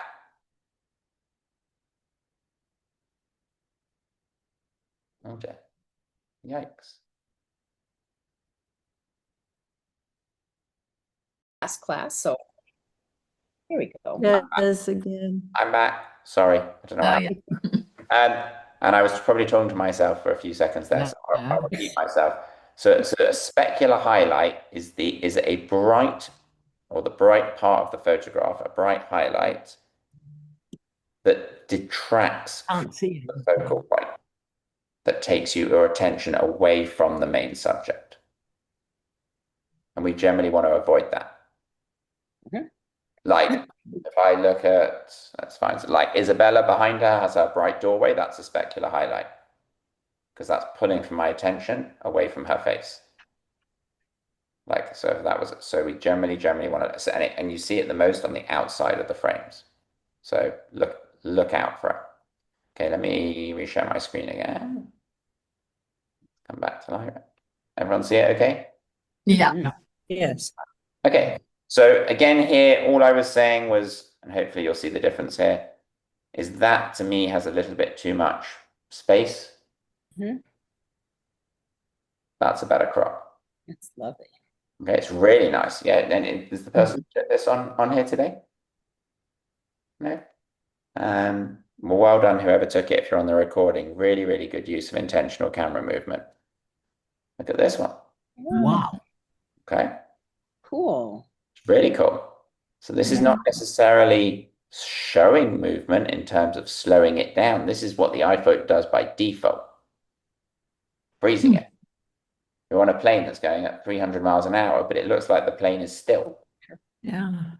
Really, the light's great. It's a really, I cannot tell you how many people take pictures out of airplanes and will just send me the picture and it will just be like that. But it doesn't show movement. No, are you saying this picture doesn't show movement? Yeah. Well, it doesn't show movement. No, it doesn't show movement. It's freezing movement. Yeah. It's different. It's almost the total diametric opposite of the previous picture. Mm-hmm. One on the right shows movement, the one on the left freezes it. I'd still argue it's a movement picture. It's not really using the live view thing that we were talking about, but I kept it in because it's still definitely a really interesting picture to show you. Yeah. To think about light and color and leading line. And look, interestingly, whoever took this, nice job. Look where those clouds are. They're right on that nodal point. And what's actually happening here is the frame of the aeroplane and the wing is creating this natural frame that's pulling you to just this little ring of cloud, kind of peacefully hovering over the sky. The reflection's really good. I mean, maybe if I had to put my critical hat on, someone would say, well, this and this are competing for my attention. Most people would go to the end of the wing. There's your vanishing point. Remember vanishing points? That's a type of leading line. But maybe that stops us getting here. I don't know. I don't mind it. But I really like the reflection and I really like the whole. This photo feels very well balanced. Hmm. And it evoked a reaction in almost all of you when I pulled it up, which is always a good sign. If we can make you go, oh, that's cool, then you're along the right lines. Lighting is key in this picture. Again, you're not in control on an aeroplane. You don't know which way the aeroplane's facing. You can't get up and go to the other side of the aeroplane to get better light. But in this case, the light is coming from behind the photographer, shining onto the wing, shining onto the cloud to create really strong light. Nice job. Oh, hey, Cass, we see you're back. Can you just unmute yourself for a sec? Yeah, sorry, I have 91-year-old parents that have That's had. fine. So I don't, just a very quick question that came up while you were away. So I set a theme for the next class, and then we realized we didn't have a next class. No, we don't, right? Formally. So then I was like, so then I asked for a consensus from the group if anyone would like to carry on, and everyone kind of put their hand up. So Good. I said, you're the boss when it comes to that. So So did everyone in the group, sorry, ladies, I apologize, just crises I'm averting. So does everybody in the group want to continue of this group that's here today? Yeah. Yeah. It's unanimous, Adam? I'm sorry. From what I saw, we had a full house. Just put up your hands, everyone, if you want to carry on. Okay, well I'll tell you now. I'm raising my hand. It's Sally. Okay, great. So everyone present today. So everyone who's here today wants to carry on. So what I said, Cass, is obviously the holidays is a busy period for everyone. It's crazy. I'll set our homework. I'll suggest that we kind of have a little bit of a hiatus for a month, and then maybe I'll look at some dates in mid-January. I can send them over to you, and maybe we'll try to put in another 4 lessons. Wonderful. We are going to have a meeting, Adam, on January 22nd. Okay. So from that point, I could probably have everybody confirmed and paid if you get some dates to me. Yeah, I'll shoot some date. what I'll try and do is most of you guys all like this 9 till 11 slot, don't you? It's a good slot because it's kind of not interrupting your day. So what I'll do is I'll see if I can find 4 9 till 11 slots kind of equally spaced apart to give you time to do the homeworks and the assignments. And where I really want to move this group, I think it's really exciting is, I mean, look at the pictures you're already creating. Like, this is amazing. Like after, what have we done? 4 classes? And you guys like, just to bring up like these two together, oops, like these, like look at the type of quality of pictures that you're creating. It's excellent. But what I want to do is I want to move you on. I want to get you into Lightroom on your iPhones. So shadow. Yeah, they all joined Lightroom at our last meeting, I had them just join it just to, so they know it exists. And a couple of people are going to be getting maybe new phones from Santa or whatever. And yeah, they What do you mean joined it? Because joined it, that means different. the app. Okay, but if you download the app, you have to pay for it. Downloaded the app and I showed them where the camera was on it. So that's Okay, all. hold on. Well, let's have a show of hands. Who's got Lightroom on their iPhones? Well, we have, Okay, so only about. I didn't pay for it though. I don't think. Yeah. So good that Cass has showed you where it is. Good that you can I would actually, you can say that could be a good thing. You don't start paying for it until you have your lesson with me because Right. you're just wasting money. But download, just go in the App Store. You can all do it now. Cass has showed it. Sorry. I don't, And guys, download Lightroom if you didn't or you weren't on with Cass when Cass was talking everyone through it. Okay, it just looks like, I'll show you what the symbol is, just because there's a couple of knockoffs and you don't want the wrong one. So it looks like that. Just download it and don't really worry about it for the time being. And I think, Adam, their request is as well if we could do Mondays. So just because people have kind of rearranged their schedules for Mondays. Okay. If that's possible. I'll do my best. I know my Mondays, especially this 9 to 11 slot. He's got some. It's pretty taken up, but let me see what I can do. Is that right? You're on blur, Isabella. Sorry, your iPhone's blurred. But if it looks like, I'll just do it on my phone. So we go App Store, and then we go Lightroom. It says Lightroom AI photo. Say LRC. Yes, they've actually, yes, that's right. So look, it's this one. You're correct. That's it. Okay. You got it. Thank you. So just download it. If you're using it already, great. If you're not, don't worry about it. It's not going to be everything I teach you. I'm going to teach you a lot more iPhone tricks, like I've been teaching you today and last lesson, but it's going to be one of the things I'm going to look at incorporating into everyone's workflow, because you guys are going to start to take more and more pictures. They're going to be more and more creative. You're going to want to do more with them. And then we can get into that side of things. Look at this shot. Who took this one? I did. Judy. Really nice job. So again, Judy is still here.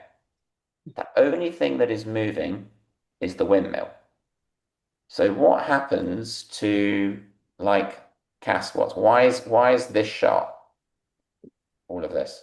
Why can I read that sign, but I can't read what's on the windmill? Because it's more still, and the blades are moving. You got it. That's the answer. One is still, one is moving. So the thing that has, when Judy has used the live mode on her iPhone, it's captured everything that has happened during that period of time that has moved. But everything that hasn't moved stays perfectly sharp. Remember when I started the class and I said movement is twofold? What are you doing? What's the subject doing? In this case, Judy is still. Check. It's the opposite of like a intentional camera movement picture like this, where you're moving. But the windmill is moving. Now, if there'd been no wind and this windmill had been completely still, you wouldn't see any motion here. It would just look like a static picture. But It was windy. I had to wait for that wing to be in the sunlight.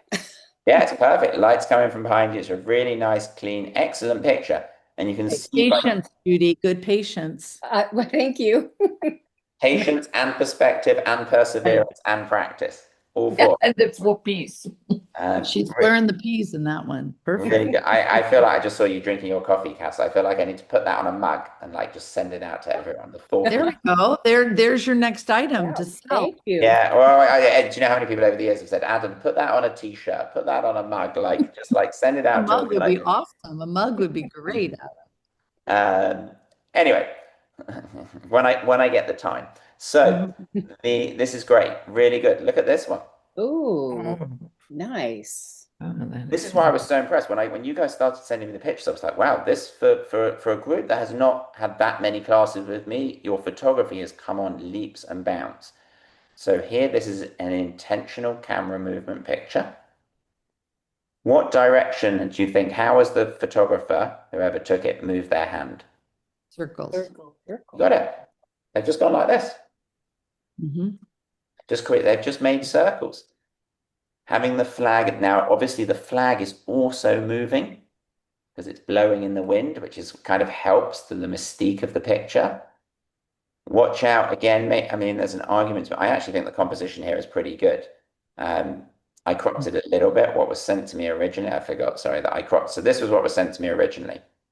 I was playing around with it. And I thought that the branches on the side were just maybe a little bit distracting from the main element, which is clearly the flag. So what I decided to do was just move it, take out the branch and just push it a bit to the side like that. Beautiful. Then your eye goes to kind of the Star Spangled Banner. Look, it's almost right on a nodal point. And it's another good lesson on watch the edges of our frames. And again, you don't really have that much control when you're doing a intentional camera movement, but you can definitely crop afterwards.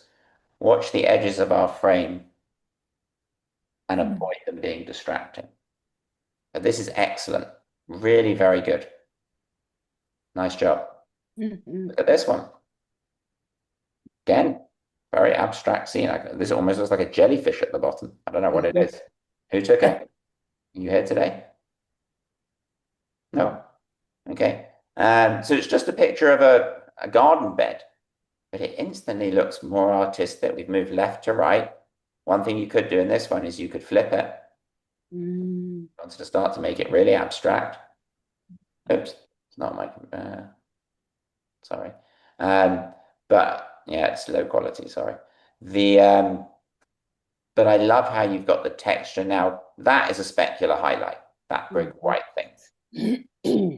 Ideally, I would take this picture and I'd make an abstract and I'd crop it and I'd just take this piece or this piece. Or I'd use that as a feature and I'd go like that, but then I'd know that the eye is going to go to the bright white thing. I'm not really sure what it is. So it kind of looks like a jellyfish, but it's not. But just watch out for those big, bright specular highlights. Look at this one. Great. Beautiful. Great lighting, golden light. Maybe I've been in Florida too long, but look, I saw an alligator. Yeah. Like just hanging out in the waterfall is like a perfect alligator's snout. Even there, look, there's his eye. It's just hanging. I see a dog. I see a hunting dog. I see a hunting dog. Okay, that's what I'm saying. Maybe I've been in Florida too long that I'm now seeing alligators. But Adam, that's mine also. And what I realized is that when you take a bunch of pictures until you're reviewing them, I didn't see that when I was taking it. It was more afterwards, looking at pictures. Of course, because what you're doing is when you're taking the picture, you're just seeing it as your eye sees it. Okay. It's only after stopping taking the picture and then changing the view in live mode that you then start to see kind of some of the magic happen. Yeah, you don't see it until you review the picture. It's a really good point. But great golden light. Love. This is a waterfall, Judy, or a river? It's the beach, just looking down at my feet. It's the beach. So there we go. That just shows you could have tricked me there. This could have been a rampaging 50-foot waterfall. I would have had no idea. Yeah. But it's just the movement of the ocean over the rocks has created this lovely abstract picture. Again, would it be as interesting without this soft silkiness? Probably not. But the lighting on the rock and everything is great. Nice job. Let's take a look at this one. Whoever sent it to me, just watch out. I think you sent me a screenshot. Just crop it out like that. I think you sent it to me by accident with the grid on, but it doesn't matter. We can still see. Sorry. Look at mushrooms, Isabella. Yeah. So again, we've gone for this circular motion. Isabella has placed the focal point really nicely on the bottom right-hand corner. Look at this amount of movement we've got. This is amazing. Out of an iPhone. Again, like 3 years ago, this was not possible. I had to put a $2,000 camera in your hand to get this. So this is really, really very good. Very nicely composed. Excellent use of intentional camera movement to create something that really has a lot of energy, but still drives us to the main focal point. So, and I actually think with this one, the framing is excellent. I wouldn't cut in any more. I mean, arguably, as I always say, don't be afraid to go landscape as well and just see what it looks like. Like you could have done that. It's also kind of interesting. But then you lose a lot of that circular motion that you got. So I actually like the original crop that Isabella sent. It's very good. Nice job. Thank you. This one. Ooh. This one's crazy. This one I really had to look at for a while and try and figure out what was going on. I think someone's had a bit of a play with the editing here. But this is, I think, correct me if I'm wrong if you're here, it's the splash of a wave against some rocks, but it's taken in live view and then merged to a long exposure. So it kind of all seems to be merging and blending together. No, it's a light show. Oh, I was wrong. There we go. Okay, tell us what was happening then, Sally. What was going on here? No, it's Ainsley. Oh, I NC, sorry, NC. This was at the Arte Museum in New York City, and they have a whole visual lighting presentation that you go through. And this was a scene of the ocean. And along you'll see the dark lower third line that goes towards the bottom on the right. Yeah. That's the floor. This is the floor. Standing, and then behind it is the screen. Amazing. Well, I was semi right then when I said the ocean. It just wasn't the real ocean. Yes, I'm sorry. No, and it's a really great capture. And did you take this in live mode or did you just take this normal? Can you remember? I don't remember. I think it was live. Yeah, I think it was live too. So it's kind of picked up on all this movement of all these lights over a period of time. Now, to me, I thought it was the ocean and Incy had edited it, but she was fortunate enough to be in this, and this is all like the little lights. You can see a bit of movement of the lights and her hand, but very good job in creating something really abstract and interesting. Looks like an amazing light installation. Nice job. But let's look at this one. I don't know why they keep on going so big. Here's Isabella's mushrooms again. This actually, I think, is maybe it just shows the difference in the hand movement. Look how he created two. Remember I said a big draw why people love using this method, intentional camera movement, is it is impossible to create the same photo twice. You can't do it. Every photo is a unique one of one. Some you may hate, some you may like, but here Isabella's had fun experimenting with moving her hand in different directions at different speeds. Is it the same mushroom patch, Isabella? Yeah. Yeah. So it's created a totally, I would say the one on the left feels much more chaotic and busy and energetic. And the one on the right feels a bit more calming and soothing. Partly because we have more motion, but I think they evoke different reactions or different emotions just from the way that movement has been shown. I don't prefer one than the other. I think they're both good. Well done for offsetting the mushrooms to the right again, rather than putting them in the center. But two very good captures. Good job, Isabella. Let's look at this one. No, it's me. Oh, it's you. Is this you again? Sorry, I randomize people, but sometimes two come up in a row. Again, this one I think is interesting. This one I think we could have lost some of the blue sky. I think there's maybe a little, that's kind of, I think, coming down to there. Yeah. Even tempted on this one to maybe flip. Let's see what it looks like. If I flipped it, maybe that way. Wow. I think looks really interesting and abstract, but I think we get nicely, look at almost looks like Like Isabella's kind of got her nails like scratched down the negative.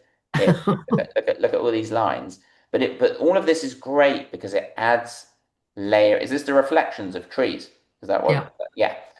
So we've already got a lot of texture and color and abstractness just from the fact that Isabella has zoned in on the reflections. Good job on doing that and not showing everything else.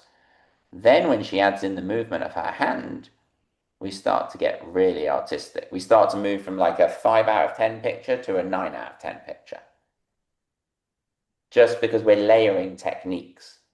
So like GCA, for example, when they judge, one of their categories is like, I can't remember exactly what they call it, but it's like technical difficulty or creative technique. This would be like check, check, check, check, check, like you've done everything. So nice job. Really good. Really, really good. Let's look at this one. Hopefully not Isabella's. I haven't put 4 in a row. Is this someone else's? Not here today, but sent me a picture. So this one is really interesting because this is talking about how I mentioned the faster you move your hand, the more. In fact, I think there were 2 of these that got sent to me that were almost identical. Yeah, there's a number of these. These may not be by the same person, but I'm guessing they are. No, the 2 to the right are mine. Oh, they're 2, but it's interesting to use them as a comparison anyway, because the one on the left, the person who took the one on the left, their hand. That was me. Okay, Judy is moving considerably faster than Isabella's hand. So Judy's is more abstract. We don't really know what it is. Isabella's are still abstract, and in fact, Isabella's hand moved faster in number 2 here than it did in number 1. You can see that it's going a bit more blurry, a bit more abstract.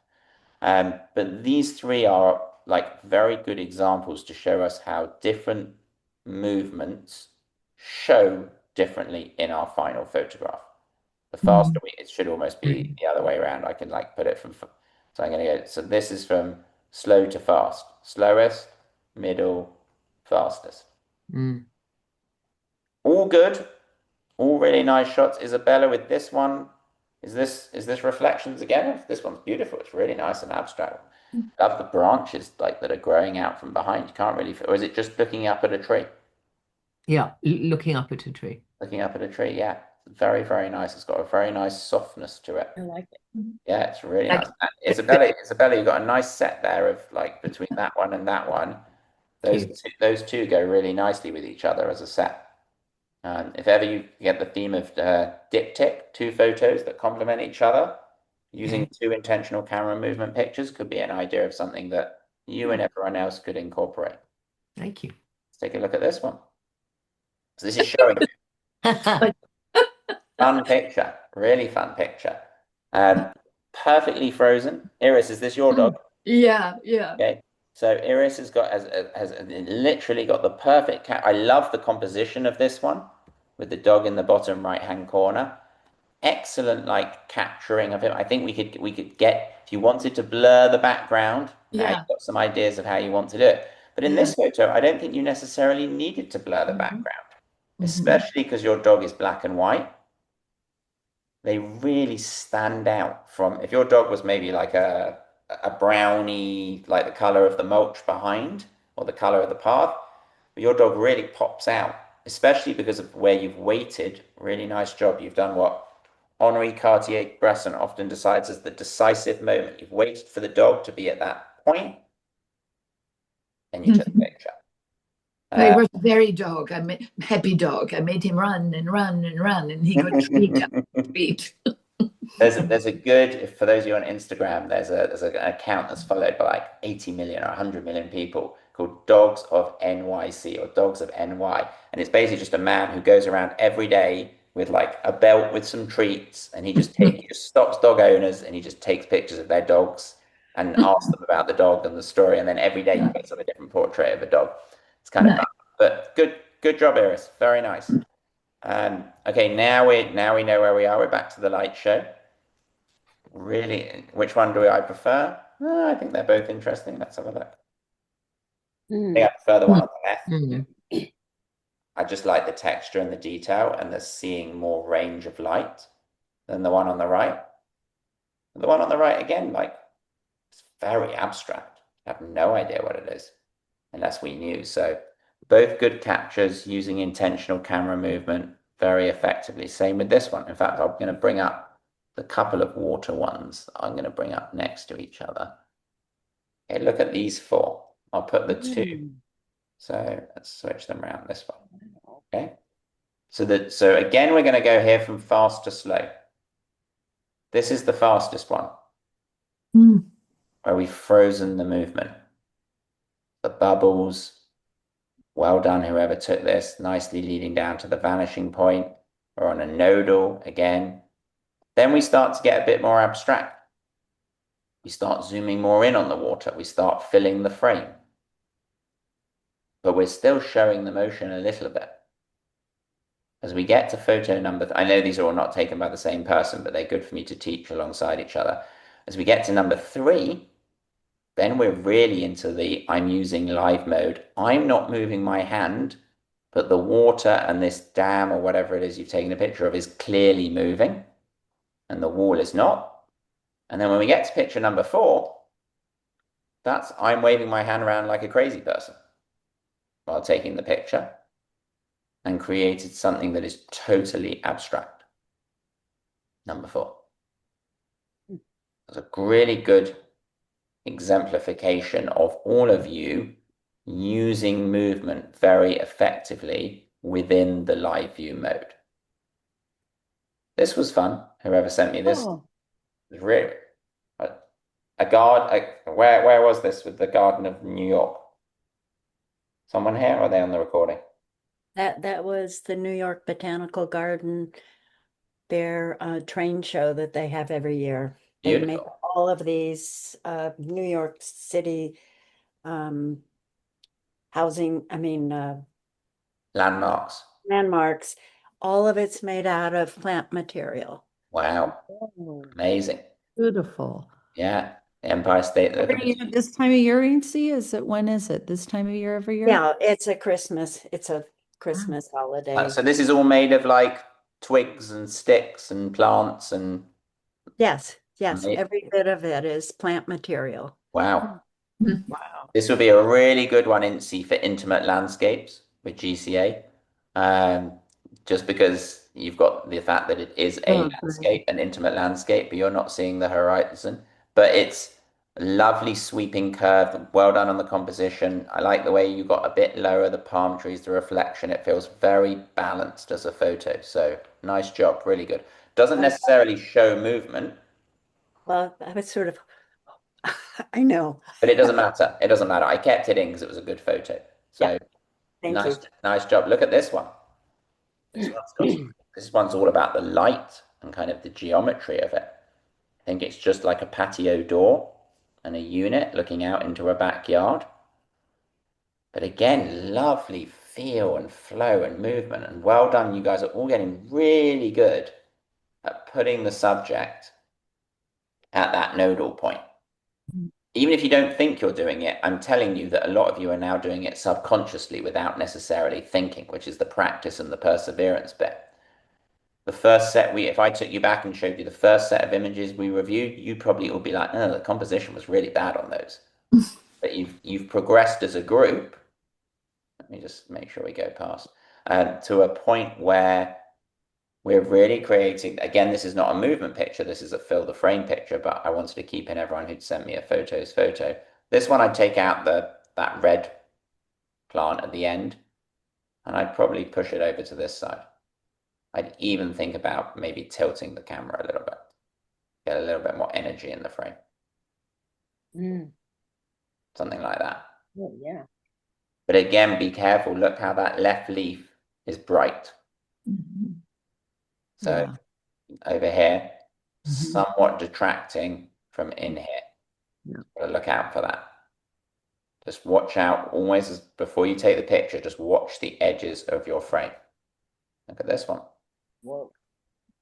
And Adam, when you're looking at these pictures yourself, I think I heard you at one of your classes say that it's nice to put it up and then maybe walk away and then come back. Absolutely. There's a number of things that I would suggest doing. Number one, put it on your computer, have a look at it, step away from it, come back the next day. You'll probably see something different. Another thing you can do is this is more for a Lightroom technique, but eventually when we get into Lightroom is you can fill the screen with your picture. So you kind of take away all the clutter of your computer and you can really analyze how it looks. Um, a lot of people, when it comes to their iPhone, will then go and look at it in Apple Photos or something bigger on your screen, which means you can take it kind of hard to review a photo on like a 6-inch screen. Reviewing it on a 20-inch or a 27-inch or a 15-inch or a 14-inch or however big your computer is. But yeah, to Cass's point, sometimes when you step away from something, I think like anything, you can sometimes spend too long fixating over it and you actually lose the objectivity and it becomes too emotional, too subjective. Take away, come in back, have a look with a fresh pair of eyes the following day. You'll probably pick up something you missed the first time. Look at the nodal point again on this one. Perfect. Mhm. We really feel like we're in this and the person here who took this one, we feel like we're in this crazy storm with this fisherman. Lovely movement. Look at the movement like splashing up here on the seawall. Very, very good. Where was that? Who took that? That's Yeah. fabulous. Are you here today? I can look. You maybe someone on the recording cast. But very nice. Whoever it was who took it. One thing you could have done, again, watch the edges of your frame. This is me being hypercritical, but I probably would have taken that little speck out there at the back. I would have cropped this in to take that out and really just make it about the man and the booming ocean behind him.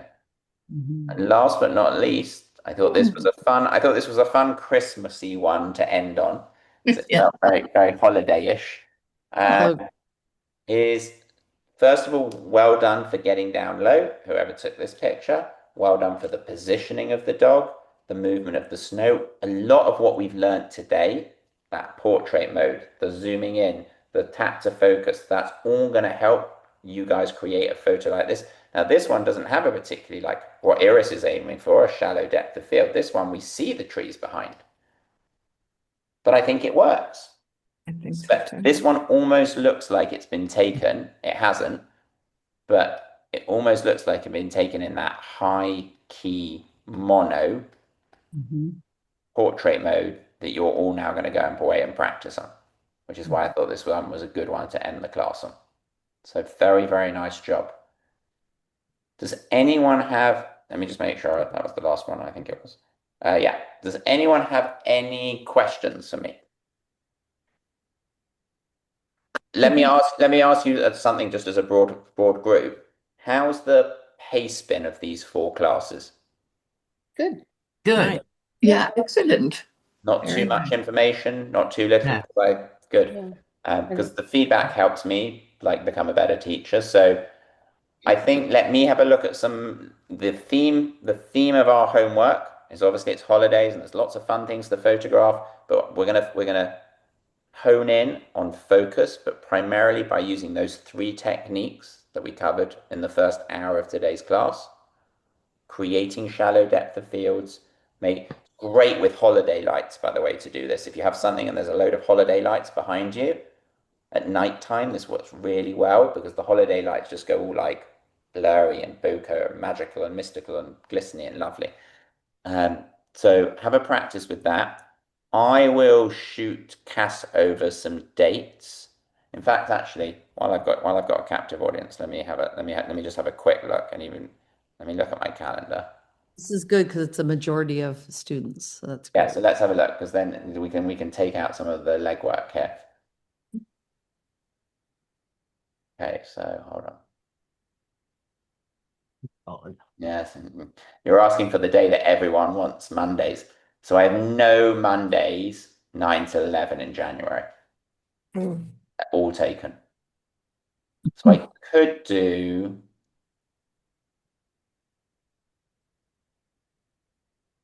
Just have a look at this. I'm gonna see. Does anyone have a massive objection if we did Tuesdays 9 to 11? Because I think I may be able to fit that in. Shout out if you do. I do. I do. Okay, so look, so Tuesday's not a good day, so I won't look at Tuesday then. So let's see. Or I can see we could. The problem is I don't want to leave it really long. I don't want to leave it for like 2.5 months before I see any of you. My God, my Mondays are absolutely crazy. Do you know what? That Monday 9 and 11 slot is taken until March. Why don't we, is there a, ladies, would you be open to like a 1 to 3 on Mondays? Or is that too late for you, Adam? No, not at all late for me, but are we sold till we have to find a Monday? Because if we have to find if it has to be Monday, then yes, we'll just find a different, let me see what I got. So we could do, we could do a 1 till 3 or 12 till 2. Maybe 1 till 3 better, because then people are kind of through their morning. I could do the 12th.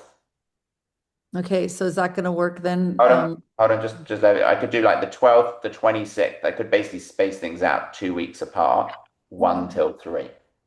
Well, Okay. I'm just happy if I can see the redo. Yeah, that's what I was going to say. We're never going to And this find a date, never unfortunately, where will, everyone then. can, but that's the whole point where I record the class. You can go back and watch in your own leisure. Um, can I just have a show of hands? Is everyone sold to Mondays? Because I have some 9 to 11 slots, they're just not on Mondays. How about Tuesdays, Fridays? No. Fridays are.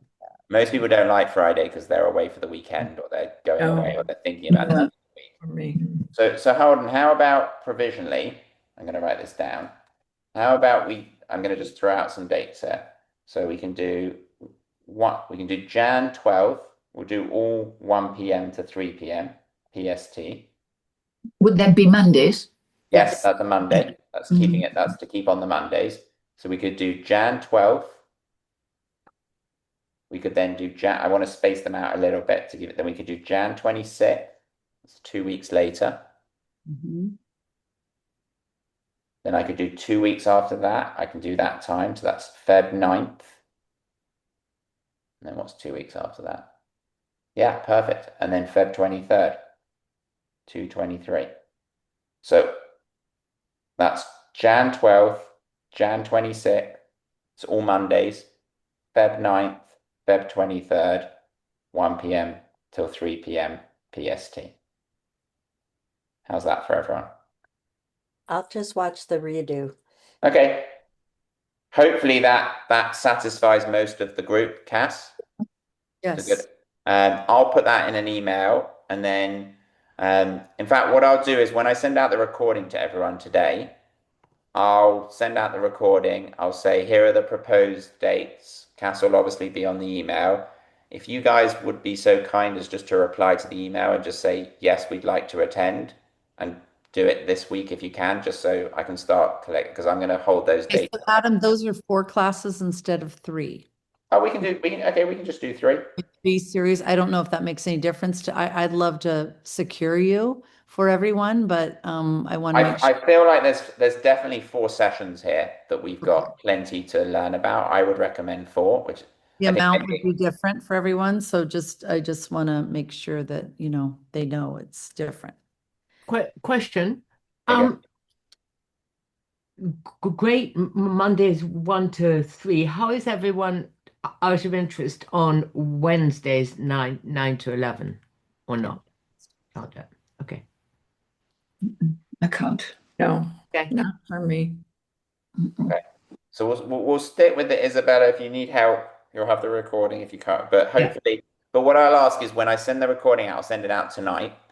Just try and maybe reply within 24 hours and just rather than leave it till after the holidays. Just then I can get all my ducks in a row. I'm gonna pencil these dates in my calendar now because otherwise I know they're gonna get taken. And the amount is 220 for It'll be people. 55 per person per class. That's correct. It's 220. And I think that would take us a really good distance out. I think that would get us to a point where we're in a really good place where we've got Lightroom down, we've done a bit of editing, we've done a bit of how do we get something to GCA in the format they're asking. And I feel like this group, as I say, I thought we had 4 sessions, we've only had 3. 3 sessions we've had, right? I think we've Now this is our 6th, right, session. Yeah, but 3 and 3. As in, I just think this group is very excited and anxious to move on. So, yeah, and we may have You mean continue? Continue, yeah, exactly. And we've also got quite a lot of people, Cass, who are constantly emailing me who aren't here today, who are just listening to the recording. So we've got So for those on the recording and for those here today, I'll send out the recording. Please reply and say with the dates and the times, so you've got them. Cass will be on the email. Just hit reply, say yes, I'd love to attend. And then if they could just, Zell me the money, that would be great. Then I can keep an ongoing deal. You know what I mean? Sounds good. Sounds So, good. by Well, maybe we can say by January 1st, they have to Zell me the money. Okay. okay, that sounds good. All right. I'll put that in the email, Cass, as well, so everyone knows. Thank you very much, Adam. That'll save me. But I'm sending another email to everyone about the 22nd. So that'd be perfect. Fantastic. Well, happy holidays, everyone. Really nice job. Excellent work. I'm excited. This is a great group. You're like a big, friendly, like non-judgmental bunch, which always helps. Not demanding. They're not demanding at all, are they, Adam? Not at all. No, You just wait. We're Ooh. squelching any demanding that's going on. So it's all Wait till we get to know you better. Yeah. Well, Ellie. happy holidays, everyone. Enjoy Thank this you. special time of year, and I'll see you all in January. Thank Okay, you. bye, Have everyone. a nice day. Thank you, Bye. Adam. We appreciate you. See you. Thank Bye-bye. you.